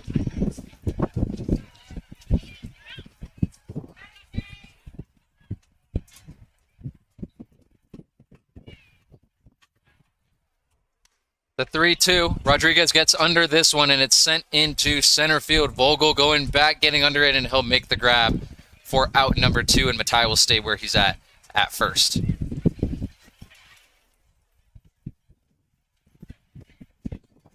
Number 19. And a long at bat there. It seemed like it's been a very long time since Matai got that base hit to put the one runner on. Up to the plate right now is Reese Kent, the designated hitter, with 2 outs and a runner on. He gets under this one and lines it into left field, and on the sliding grab is Nick Upstill. Great grab from him, as that catch retires the side for the Goldpanners, and the Collegians get back-to-back shutout innings from their pitcher Grayson Gifford. And they'll head into the top of the 6th, where they'll look to continue to try and get the bat swinging and cut into this Goldpanners 6-0 lead. We'll be right back from Fairbanks.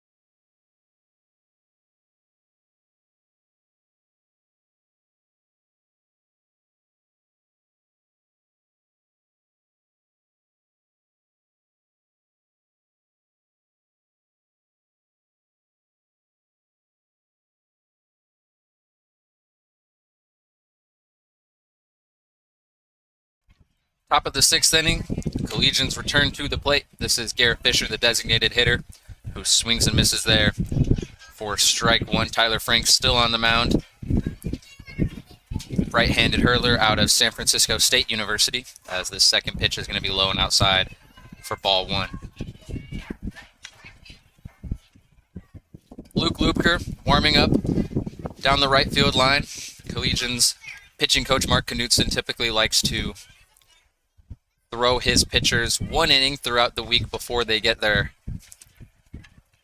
big start, or before they throw several innings in a row. And so as Fisher swings on this one to make it 1-2. So Lupker coming in to pitch that 1 inning last night was likely in preparation for him to pitch a few in relief tonight.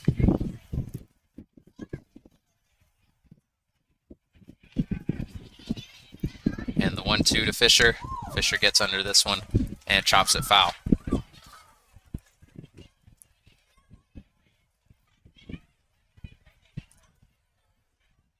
Collegians have qualified officially for the NBC tournament in Wichita starting August 4th. They will play in Hutchinson, Kansas, and then play in Wichita, Kansas if they advance. After that, swing and a miss there for Garrett Fisher, and Franks gets his first strikeout of the day for out number 1. Collegians pretty much all through with Mile High Collegiate Baseball League play. Once they return to Denver next week, they have 2 games that have not been scheduled with the Colorado Cannons and are working to get that scheduled. That one may be called a no contest if they cannot find a time and place for that game to occur.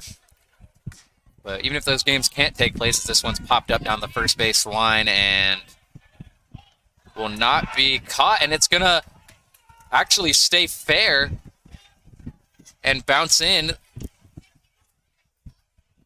Franks, Fitzgerald, and Pierce for the Goldpanners all win after that one.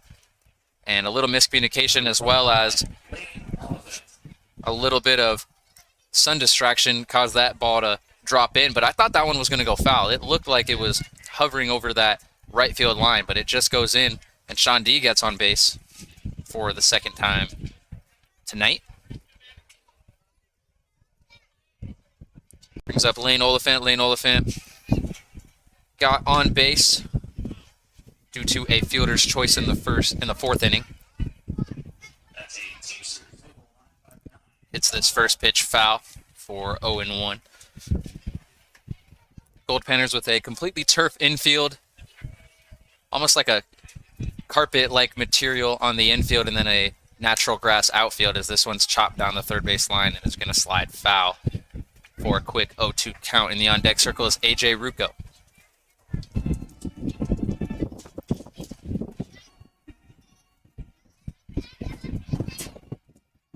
Collegians down 6-0 in the top of the 6th. Have not been down by this many since the first game against the Hayes Larks. The only game this season where the Collegians were run ruled. Lost that one 16-6 after 8. The next day, nearly came back and won due to a late bottom of the 9th comeback, but fell 7-6 to the Hayes Larks. 0-2 comes in, fastball misses the zone for strike 1. For ball 1, excuse me.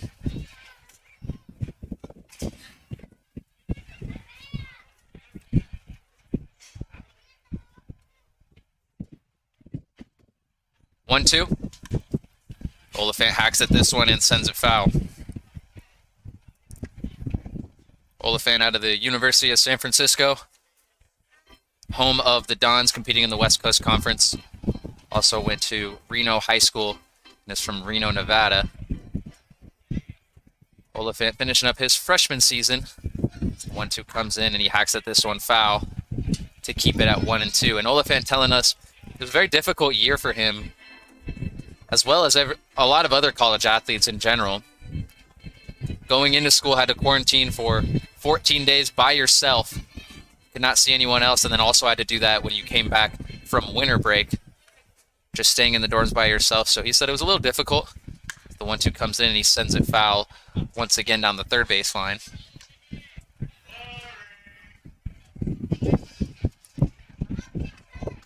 He said it was difficult, but he was able to get a season in, and that was more than a lot of kids did out in California, as San Francisco State just down the road was unable to compete in their season due to lack of resources for testing. This one's going to go low, even things up at 2-2.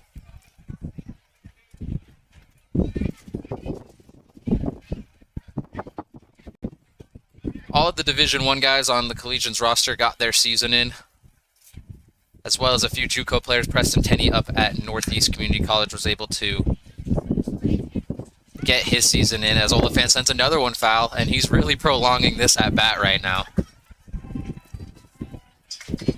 Oliphant, the only person on the team this season to hit a grand slam. He hit that in the Collegians' most dominant game of the season, where they beat Thunder Academy 33-2. Lane Oliphant did hit a grand slam in that game. He also hit a home run on his first game in Boulder. Arrived in Boulder about a week after the season began. The 2-2 with Sean D leading off at first, and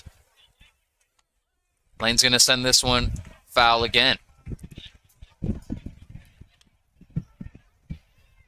We've had some long at-bats today, but this one might be the longest. Seems like it has been eternity since Sean D got on base from that little blooper in the infield. 2-2, Ruocco still in the on-deck circle. And Oliphant sends this one straight into center field, right at that second base gap. And Lane was patient. He waited for that pitch, and he connects and sends it into center field to put 2 runners on with just 1 out.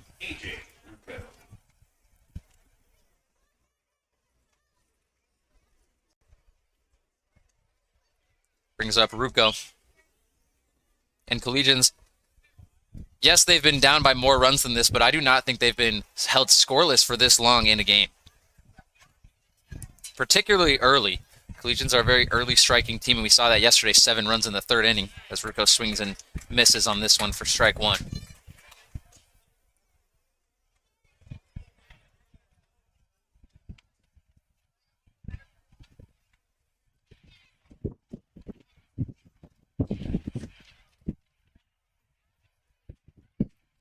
Frank's getting set for the 0-1 pitch. The 0-1, swing and a miss, strike 2.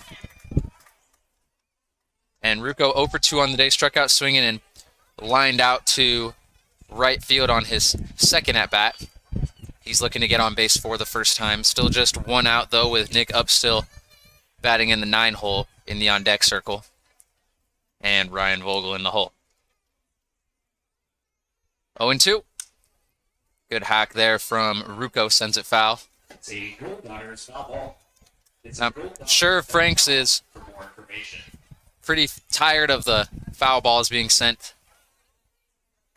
down the first base and third base line, particularly on Oliphant.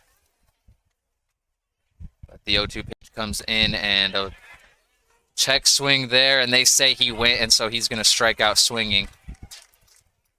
And that's good for out number 2.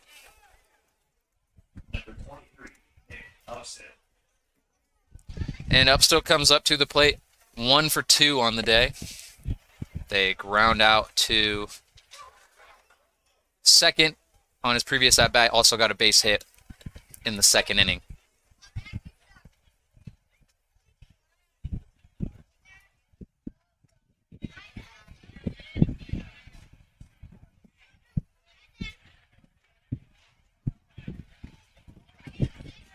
First pitch in, and that one's going to go high for ball 1. Upstill second time up to the plate against his college teammate Tyler Franks.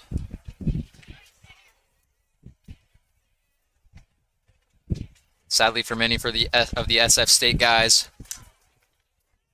this one's going to drop into left field. Sean D's going to come around third. The throw to home is not going to get there, and Nick Upstill will get an RBI single to put the Collegians on the board. Advance Oliphant to second and stop the shutout. Big hit there from Nick Upstill. Second base hit of the game and his first RBI. And that brings D all the way home to make it 6-1. But as I was saying, sad for a lot of the SF State guys who these games out here in Alaska will be their last with the Collegians. As this one is low for strike 1. Many of them will return home to rest up before they start fall ball soon.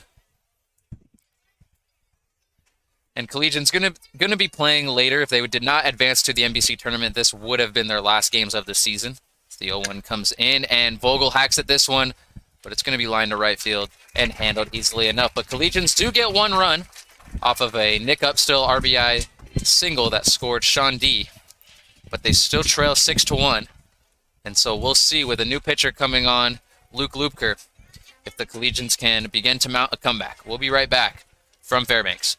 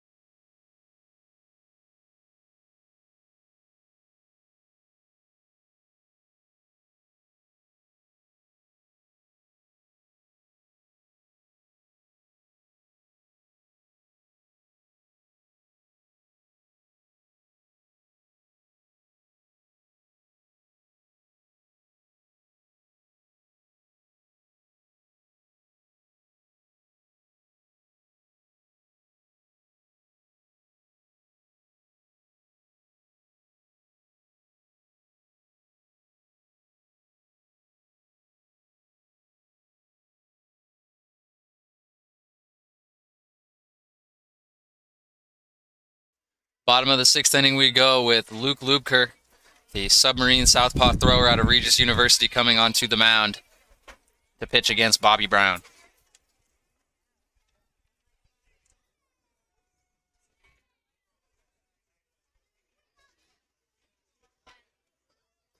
That pitch is in for Lubker's first strike of the evening, and that makes it 1-1.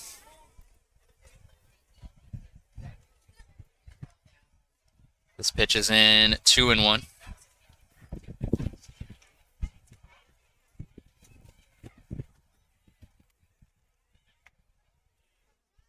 And that one's going to be in for ball 3.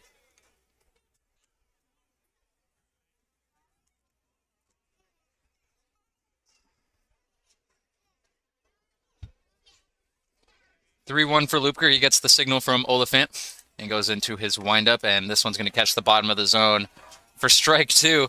And Brown thought that was a walk. He even throws his bat back to the dugout, but ump says not so fast and makes this a full count. So 3-2 comes in, and Brown hacks at this one and sends it foul. No one warming up right now for the Collegians, so likely going to see Lubker in for a few innings if he can maintain right now and do a good job on the mound. He pitches this 3-2 count, and it's going to catch the edge of the zone, strike 3. And after Brown thought he had gotten a free base, Lubker comes back with a beautiful breaking ball and catches him looking for out number 1. Number 14, Hayden Hogan.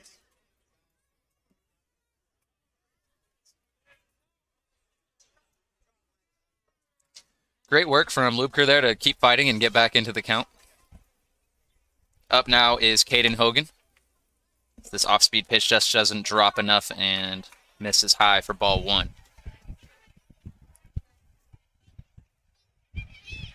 This pitch comes in as Hogan sends this one down the third base line, and it just teeters down the line, and it looked like it was maybe going to tightrope and stay in play, but it goes foul. And Miguel, the third baseman, leaves that one to go. And that evens things up at 1-1.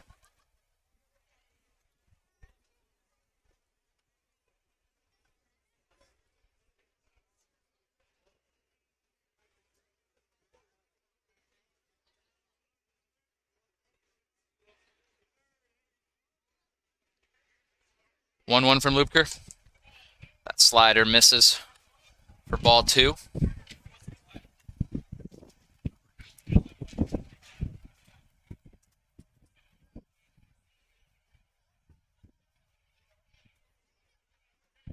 The 2-1. Swing and a miss there. Hard swing from Hogan.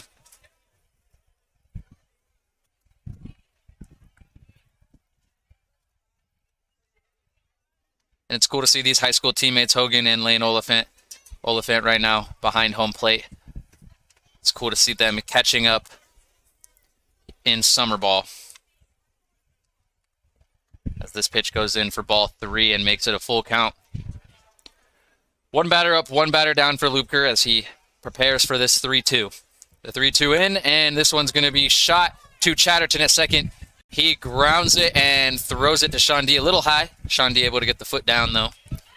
And that's good for out number 2. As we're back to the top of the order with Luke Glasgow.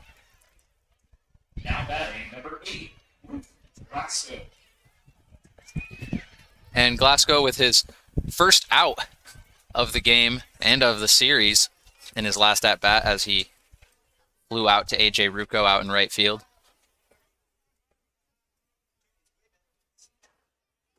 His first pitch to him is an off-speed pitch that misses the zone for ball 1.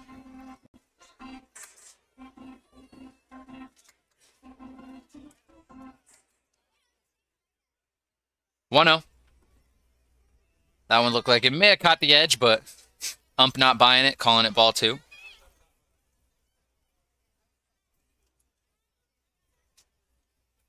(2-0). Low and outside, ball 3.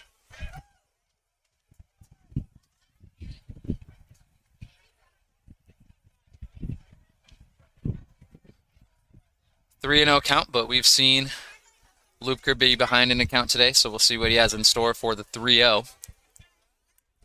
And this one's going to be popped up. And Oliphant looks to get under it, and he catches it with his left hand.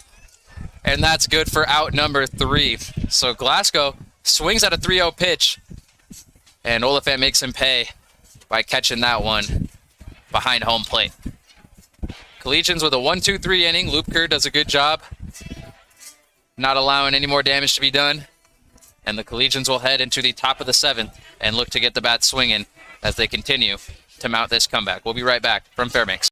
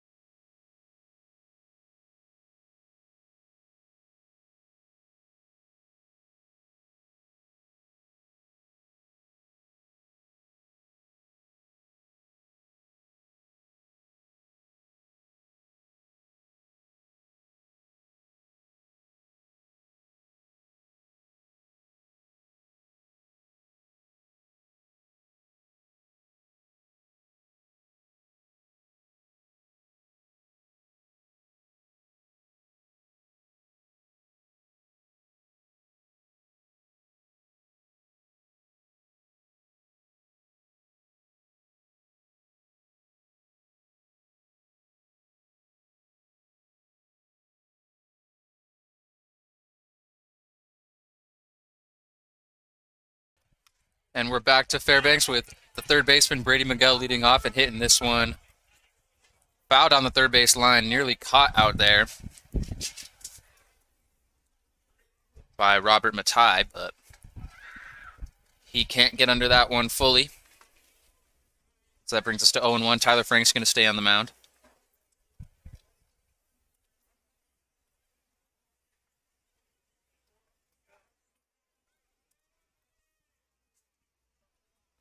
The 0-1 pitch comes in.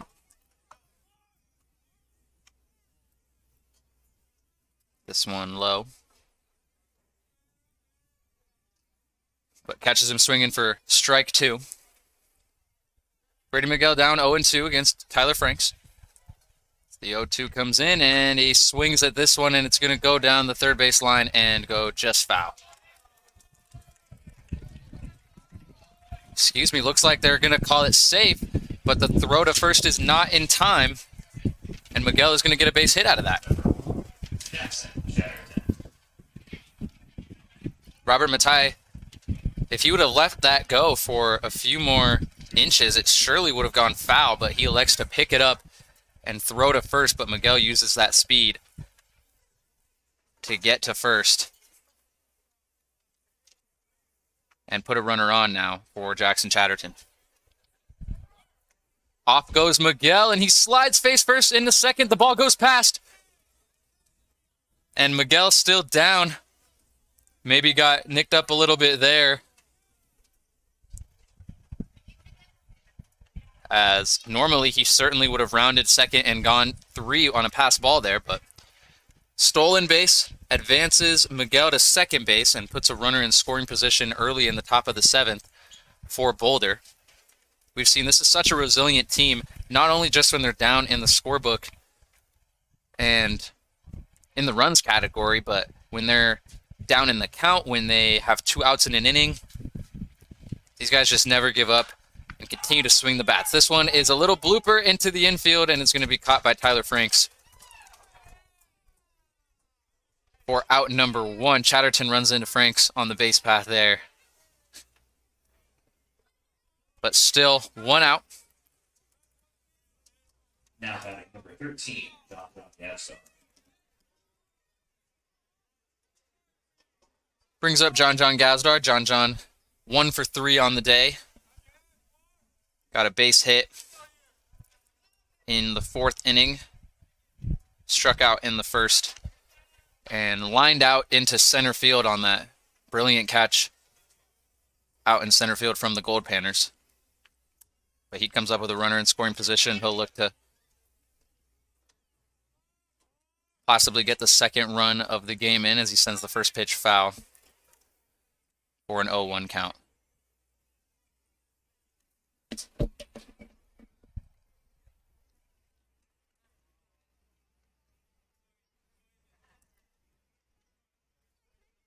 Franks with a look over his right shoulder. He goes into his windup, and this one's going to hit Gazdar hard on the left shoulder. Gazdar wincing in a little bit of pain as that was a fastball thrown very hard by Franks. Number 5, Garrett Fisher. That's going to put another runner on as Garrett Fisher comes back up to the plate. And quite a reaction from the crowd as well. A lot of ahs as that certainly had to have caused a lot of pain to Gazdar's left shoulder.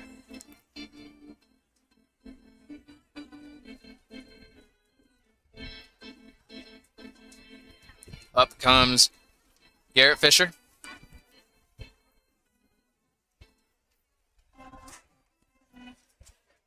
And Fisher 1 for 3 on the day.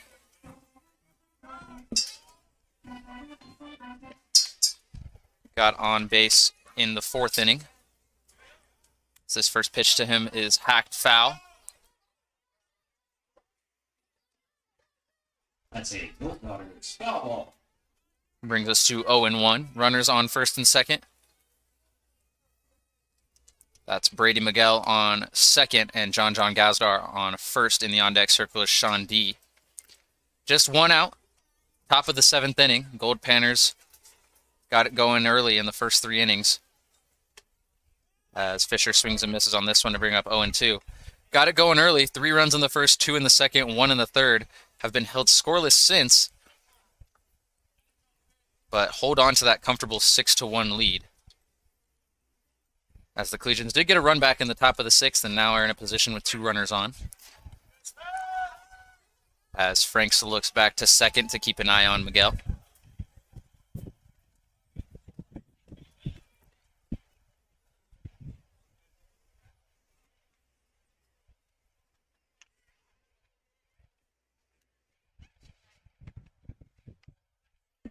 The 0-2. And Fisher gets under this one, and they're going to look to turn 2. They throw to first, and they're going to say he's out at first. And so Goldpanners take advantage of a hit to shortstop and turn 2 to retire the side and send the Collegian to the bottom of the 7th. Still down 6-1. We'll take a quick break, and we'll return with the bottom of the 7th inning from Fairbanks. Luke Lupker will remain on the mound.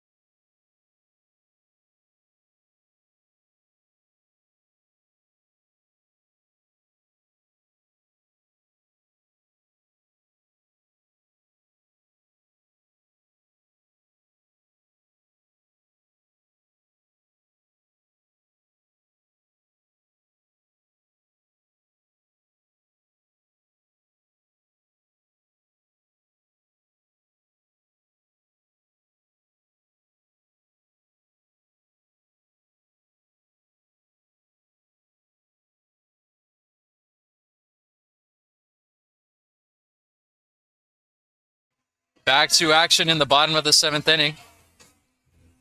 Lubker going to get a few more practice pitches in as the music continues to play at the park, and they're looking to turn it off so that number 29, Grady Morgan, can come up and bat. Lubker with a 1-2-3 inning in his first inning out. Look to continue that as this one's going to be sent foul, and Brady Miguel's going to look to get under it, and he does for out number 1.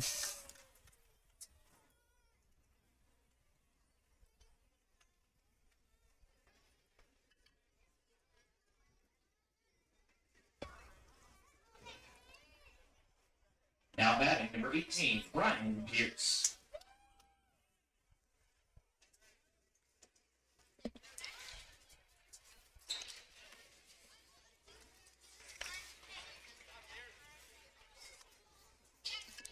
Ryan Pierce comes up, the first baseman. He sends this first one foul.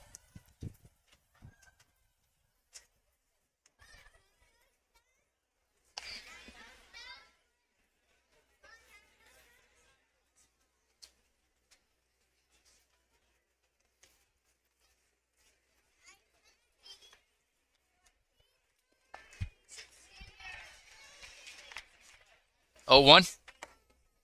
That one just misses outside. 1-1.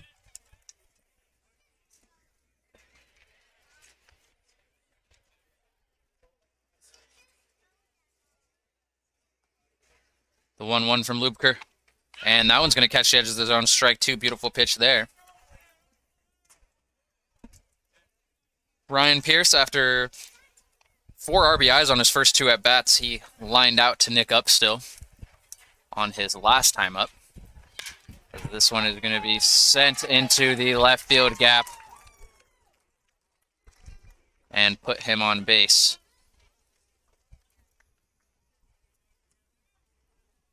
There at first.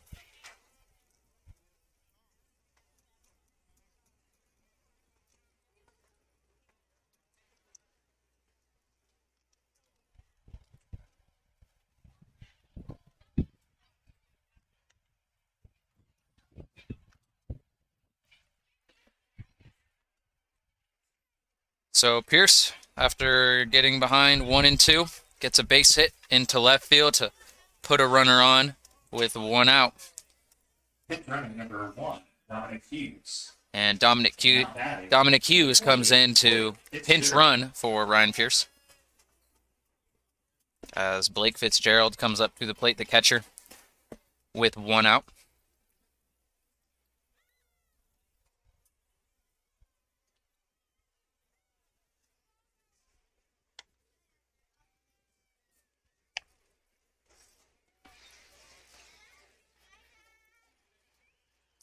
Bottom of the 7th inning, Collegians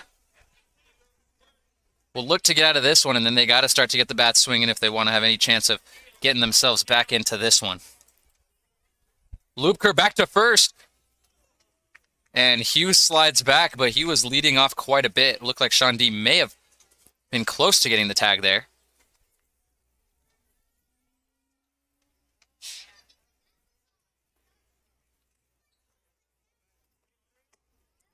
This slider misses outside.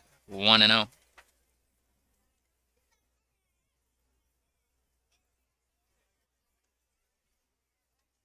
The 1-0. It's a beautiful pitch there, called for strike 1. Oliphant goes back to first base and cannot get the out there. So that brings up 1-1.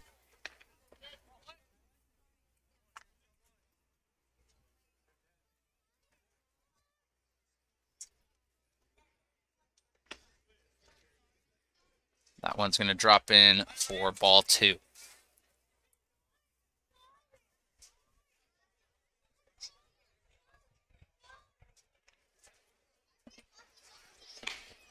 This one's going to be outside. Another slider that misses, ball 3.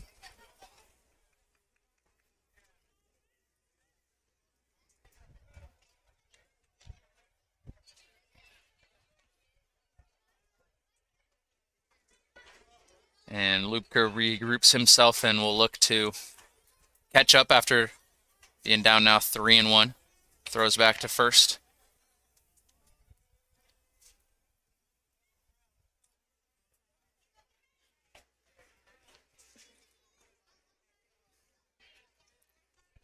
Three and one for Lubker. And that one's going to be low. Ball 4.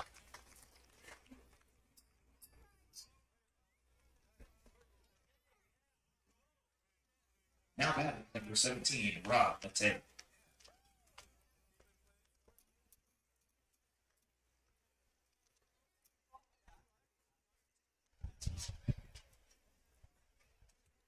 Two runners on now. As this one just misses for ball 1.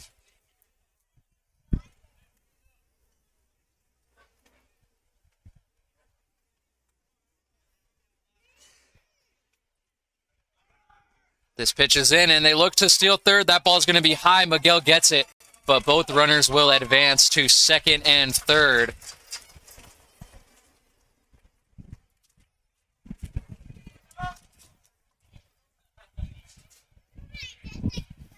And that puts two runners in scoring position. Still, only one out. As this one's going to be shot to second. The throw home is not going to be in time. And the pinch runner, Hughes, is going to score on that one. And Robert Matai is also going to get to first base. And so the Goldpanners tack on another run and put runners on the corners, still with no outs.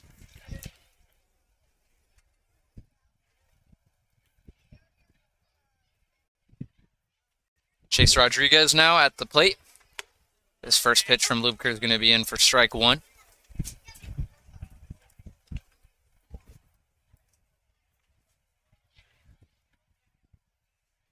Second pitch. Slider misses outside, ball 1.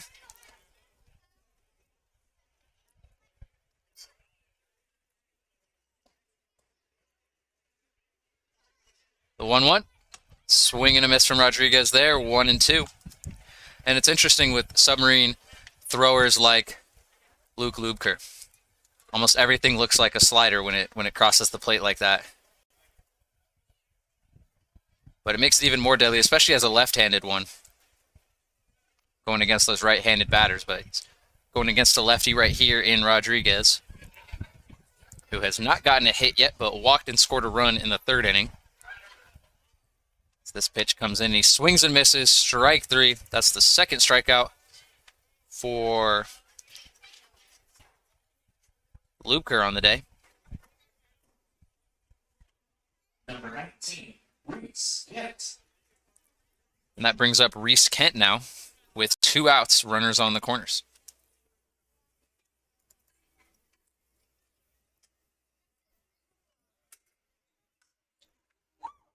Kent hits this one foul down the first base line. And so Goldpanners get one more run and extend their lead back out to 6. So it makes it an even taller task for the Collegians going into the final 2 innings of play. This one going to miss for ball 1. Current time is 8:50 p.m.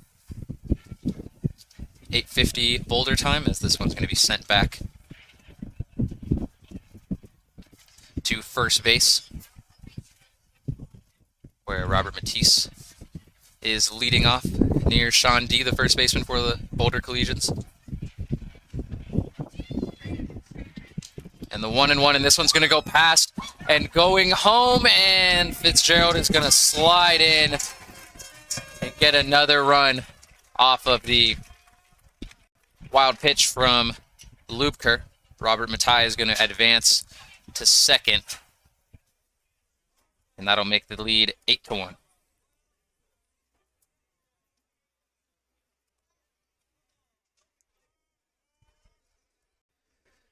And it's just crazy how baseball works. Collegians looked so dominant and lethal. This one is in for strike 2. So dominant and lethal last night, scoring 14 runs and now struggling only putting up 1 through 7. As this one's going to be sent into the right field gap, and going around third is Matai. Ruko's going to make the throw home, and Shandi's going to cut it off as it wouldn't have reached anyways. And Reese Kent is going to get himself an RBI single, and the Collegians are going to go down 9-1.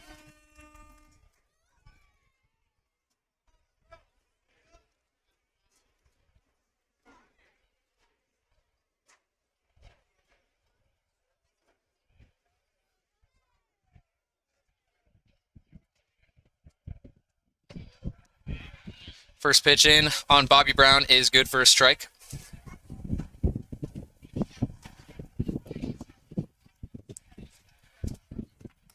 Second pitch going to be high for ball 1. Luker struck out Brown looking back in the 6th inning. Runner on first, that is Reese Kent. And this pitch comes in, it's going to be low, ball 2. So Luker struggling to find the zone a little bit here.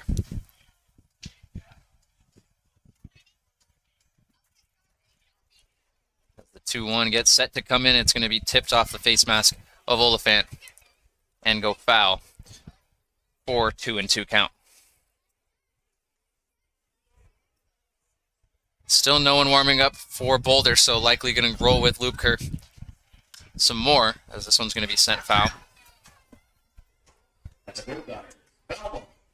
No one warming up for the Goldpanners as well, so we'll likely see Tyler Franks back on the mound.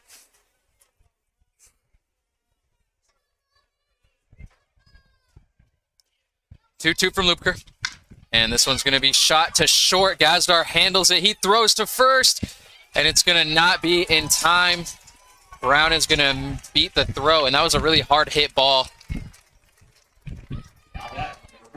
Gazdar tries to pick that one up. It slips a little bit. And that little second where it slipped just allowed Brown enough time to beat the throw to first and also advance Kent to second.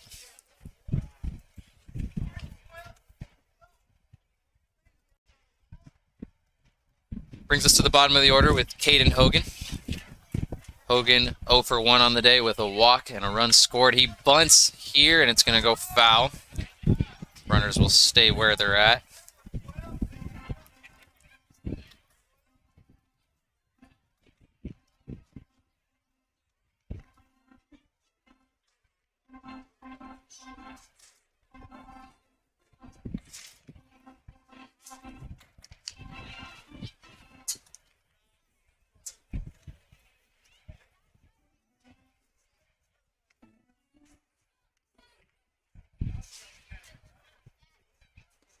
The 0-1.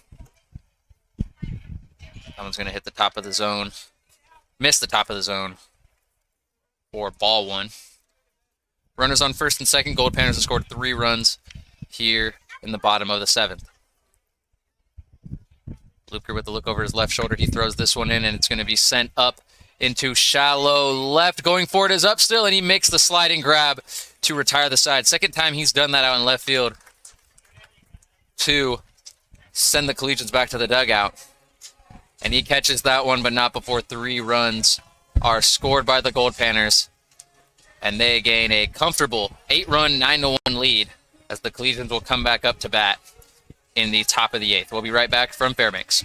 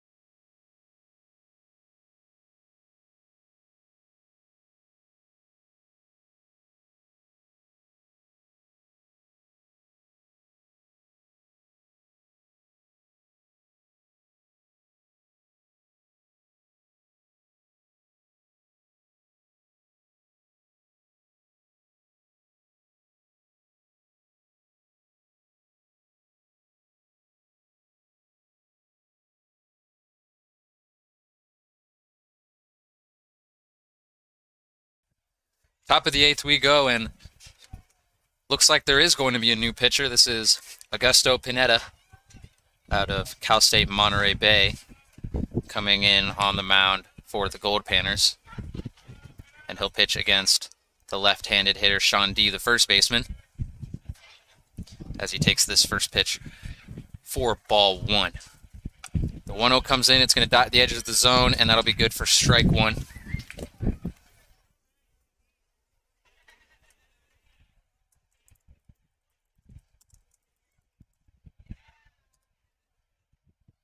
The 1-1, and that one's going to miss low and outside, ball 2.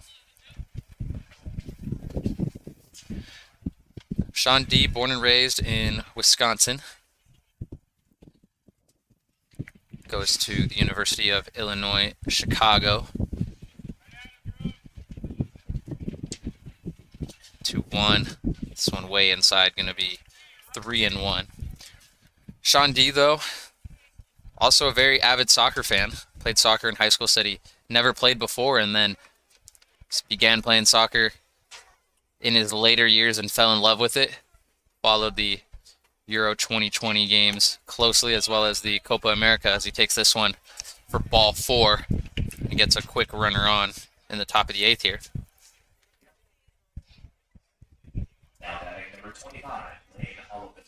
Lane Oliphant comes up to the plate now. He's 2 for 3 on the day. A pair of base hits.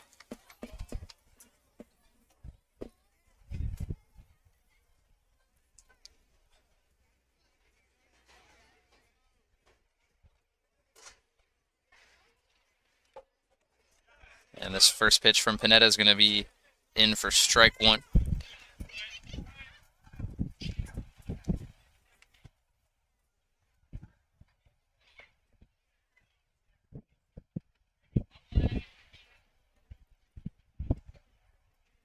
Oh, 1. Lane gets some contact on this one. It's going to be dropped by the shortstop. He's not going to be able to handle it.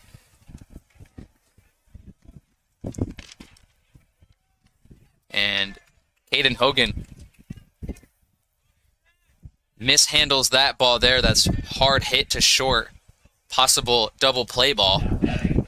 But he drops it, and both runners will advance as Lane Oliphant goes to first and Sean D. heads to second. Puts 2 runners on now for A.J. Rucco. And A.J. Rucco 0 for 3 on the day with a pair of strikeouts and a fly out to right field. So he'll look to get on base for the first time today. He shows bunt, misses there. Looks like they're going to call that for strike 1.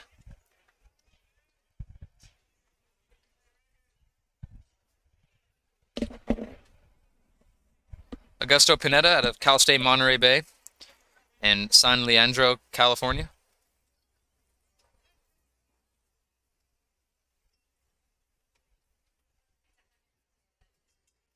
Several players on this team from Cal State Monterey Bay as this pitch is sent in, and it's going to be low, swing and a miss.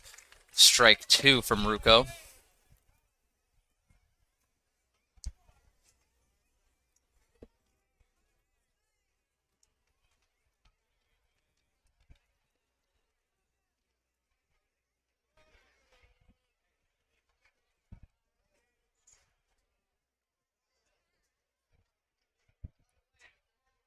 And the 0-2 comes in, and that one's going to miss low, ball 1.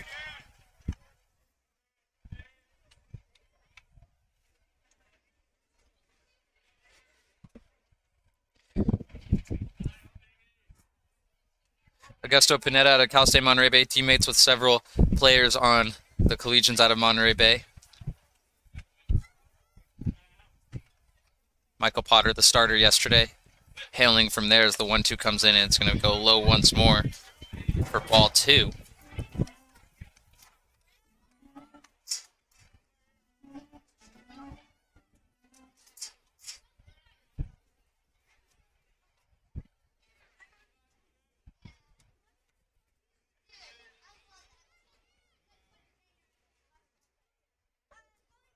Two-two count. Pineda with a look over his right shoulder into his windup, and Rucco gets under this one, and it's going to go into right field. All runners will advance, and that'll load up the bases now with no outs.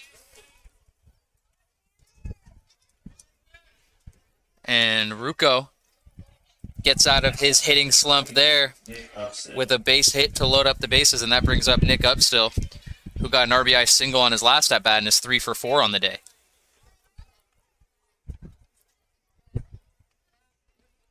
Upstill also with a few great sliding catches out in left field.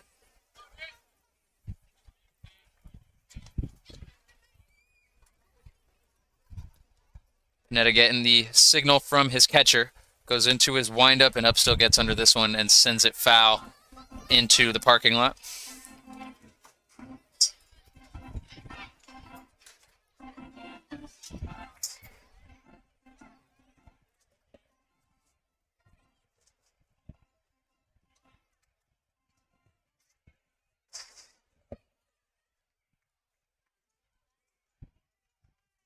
The 0-1. And Upstill sends this one straight back to the pitcher. They get the force out at home, and they get the force out at first. And that denies Sean D from scoring. And just like that, bases loaded with no outs turns into runners on second and third with 2 outs.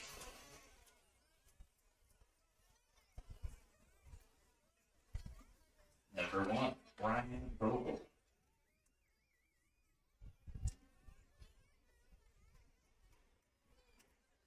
So Ryan Bogle comes up now with 2 runners on. This pitch misses outside for ball 1. And Collegians with really good opportunity with the bases loaded, no outs. And very unfortunate that that ball just went straight back to Pineda, and he was able to get the force out at home, and then it's an easy throw to first as this one's grounded to short and thrown to first for out number 3. So Collegians look promising early in the inning, but cannot capitalize off bases loaded with no outs, and will head into the bottom half of the 8th inning here in Fairbanks. We'll be right back.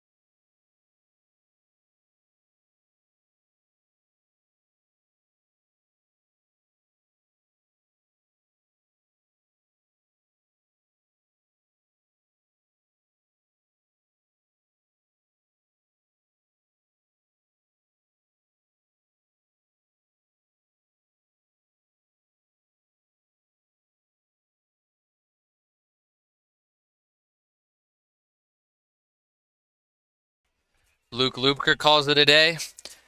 And a surprise here as this one is shot to first base. And Ackerman gets the force out at first for out number 1. But a surprise here, Jackson Chatterton's going to take the mound. The second baseman, first time of the season. He comes up and pitches. Lubker going to be done with his day. Pitched 2 innings.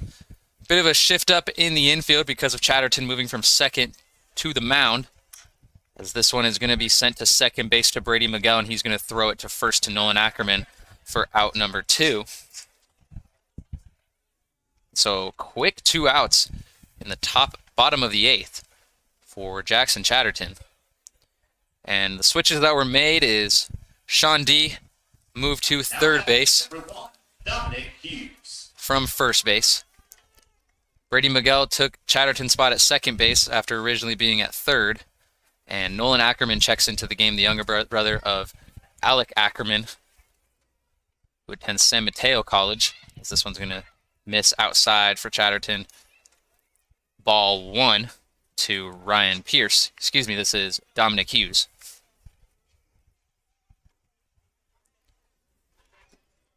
Hughes came in as a pinch runner for Pierce back in the 6th inning, and now is up for his first at-bat. And he hits this one deep into right field, and it's going to just go off the wall. Rucco's going to field it off. That one had some promise of going out, but died out deep in right field and goes off the wall to get the first base runner on board for the Goldpanners here in the bottom of the 8th. Up next, number 28, Blake Fitzgerald. Blake Fitzgerald, now the catcher, comes up. He's 1 for 2 on the day. Also has a walk. And scored a run for himself in the past inning. This first pitch from Chatterton goes high, ball 1. Quick 2 outs from Chatterton. And you see the Collegians doing this a few times. Putting field players into the game. That's a Goldpanners foul ball.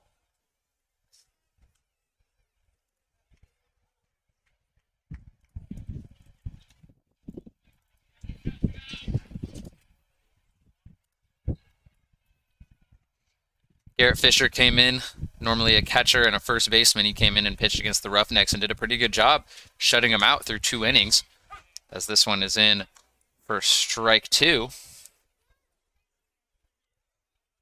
And we'll see what Jackson Chatterton can do here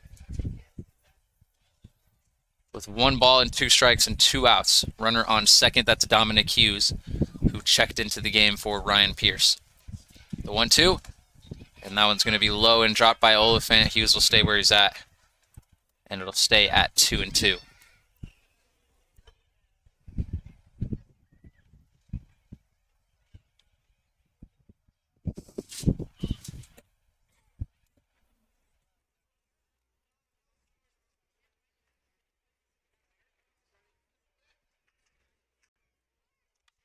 Chatterton goes through his windup, and this one's going to be shot into shallow left. Going around third is Hughes. Up still makes the throw to home, and it's not going to be in time.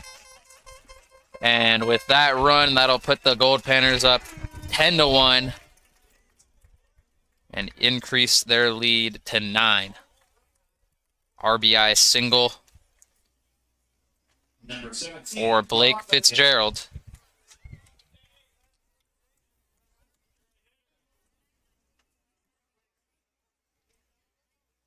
And after a quick 2 outs, 2 batters later, Goldpanners able to get another run as this first off-speed pitch from Chatterton comes in, and it's good for strike 1. But Collegian's going to have to do that. Have a lot of pitchers in the lineup, but don't want to go through all of them too early, especially with 4 more games left in this series against the Goldpanners, as this one dots the edge of the zone for strike 2. And so they're going to have to throw some guys like Chatterton, like Fisher, like Sean D, who are normally field players, but have pitching experience, as this one is way outside and Robert Matei has to duck in order to avoid getting hit. That one's called for ball 1. Robert Matei had an RBI single in the 6th inning, and he gets some contact on this one and sends it into right field to get another runner on base, and that'll put runners on first and second. batting next, number number 6, Chase Rodriguez. And Chase Rodriguez comes up. He struck out the past 2 at-bats. This is the 4th pitcher he has batted against. First time up against Chatterton, so we'll see what he can do here. As this first pitch comes in, and it's a great breaking ball. In for strike 1. Chatterton looks like he's going to some breaking balls early. Seems pretty comfortable and accurate throwing those. As the second pitch comes in, and it's swung on and tipped back by Rodriguez for strike 2.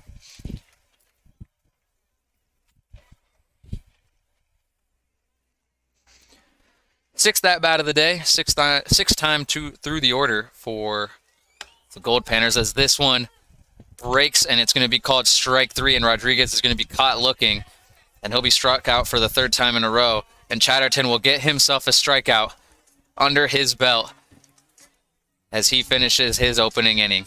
And we'll be right back with the top of the 9th, and the Collegians will be given one more chance to try and get back into this one. We'll be right back from Fairbanks.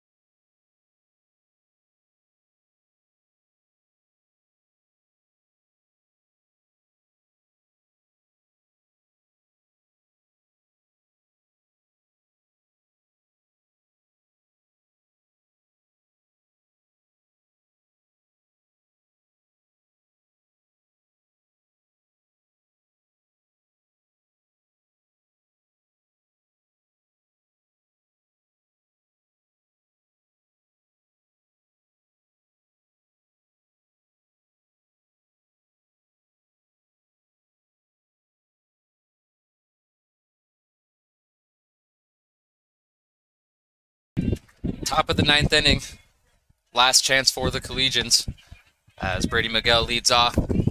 Takes that one for ball 1. August Pineda remains on the mound for Alaska.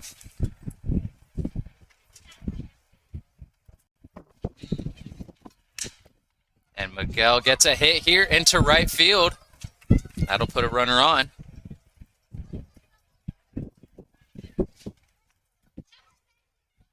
And Miguel is now 2 for 4 on the day. As the pitcher Chatterton will come up now.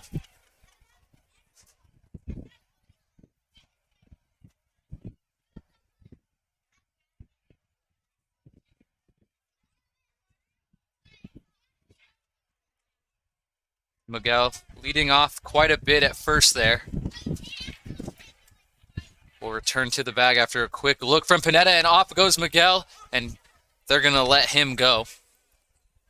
And he's going to steal second easily as Jackson Chatterton takes this one for strike 1. Chatterton 1 for 4 on the day, got a base hit on his first time up, but has flown out 3 times since. He hacks at this one, sends it foul for an 0-2 count. And Chatterton also goes on to the mound in the 8th inning for his first inning of the year, pitching-wise. Has some experience pitching in his youth, and so going to use that to their advantage, the Collegians managers are, as they battle through this busy week. 0-2 count, Pineda with a look over his right shoulder into his windup. And this one's going to go past. Miguel's going to advance to third.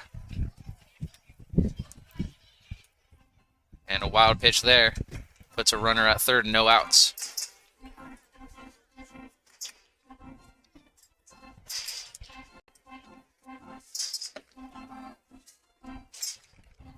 John Gazdar in the on-deck circle.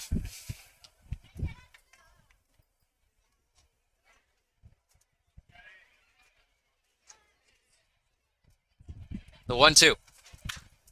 Chatterton hacks at this one. It's going to be handled by the first baseman there.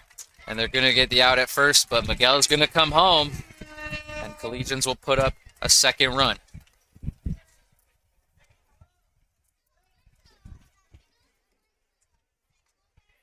Number 13, John Gazdar.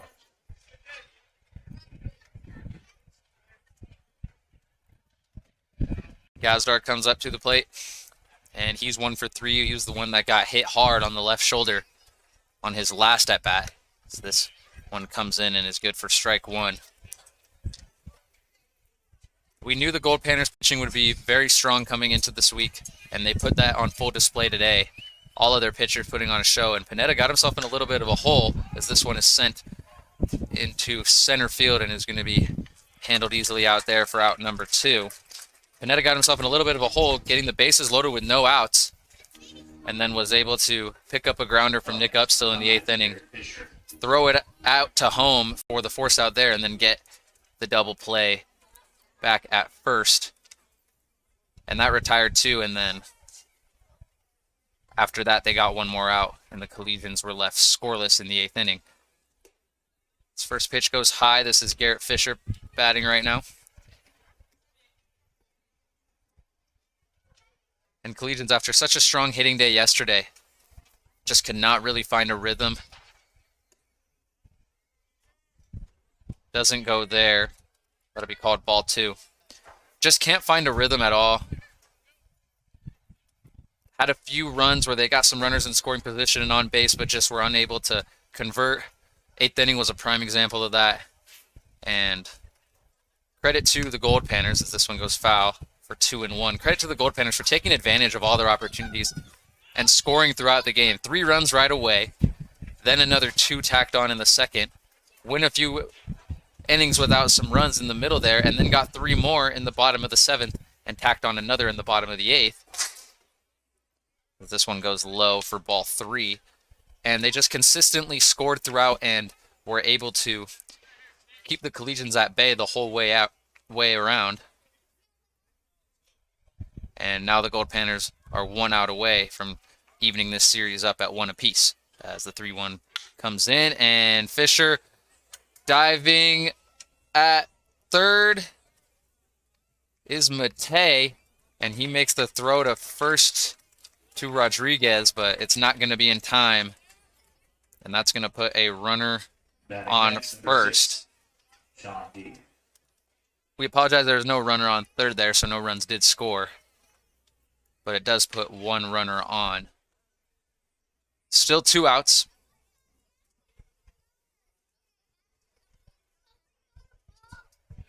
And Sean D is going to come up to the plate.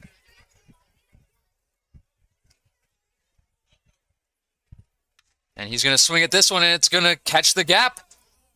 And Sean D is going to get on base. And Collegians prolonging this game out some more. Get a run in the inning. Get another 2 batters on now. That brings up Lane Oliphant.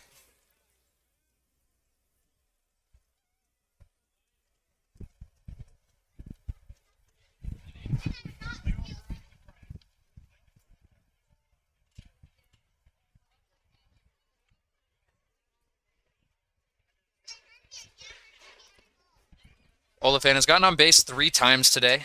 He's had a solid day as that first pitch goes in for ball 1.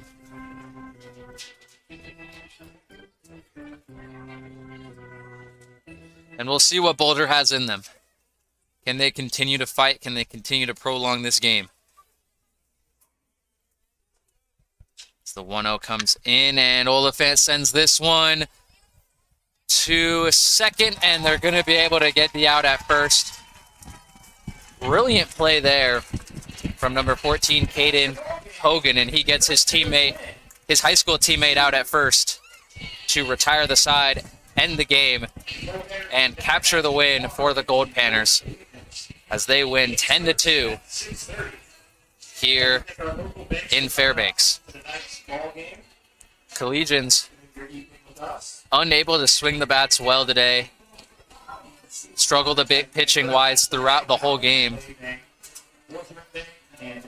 And Goldpanners do a good job on the mound, only giving up 2 runs. And swung the bat well early from the start. And just had control the whole time out. But this is going to be an exciting series for sure. Collegians with a high-scoring 14-9 win last night, and the Goldpanners come right back and take game 2.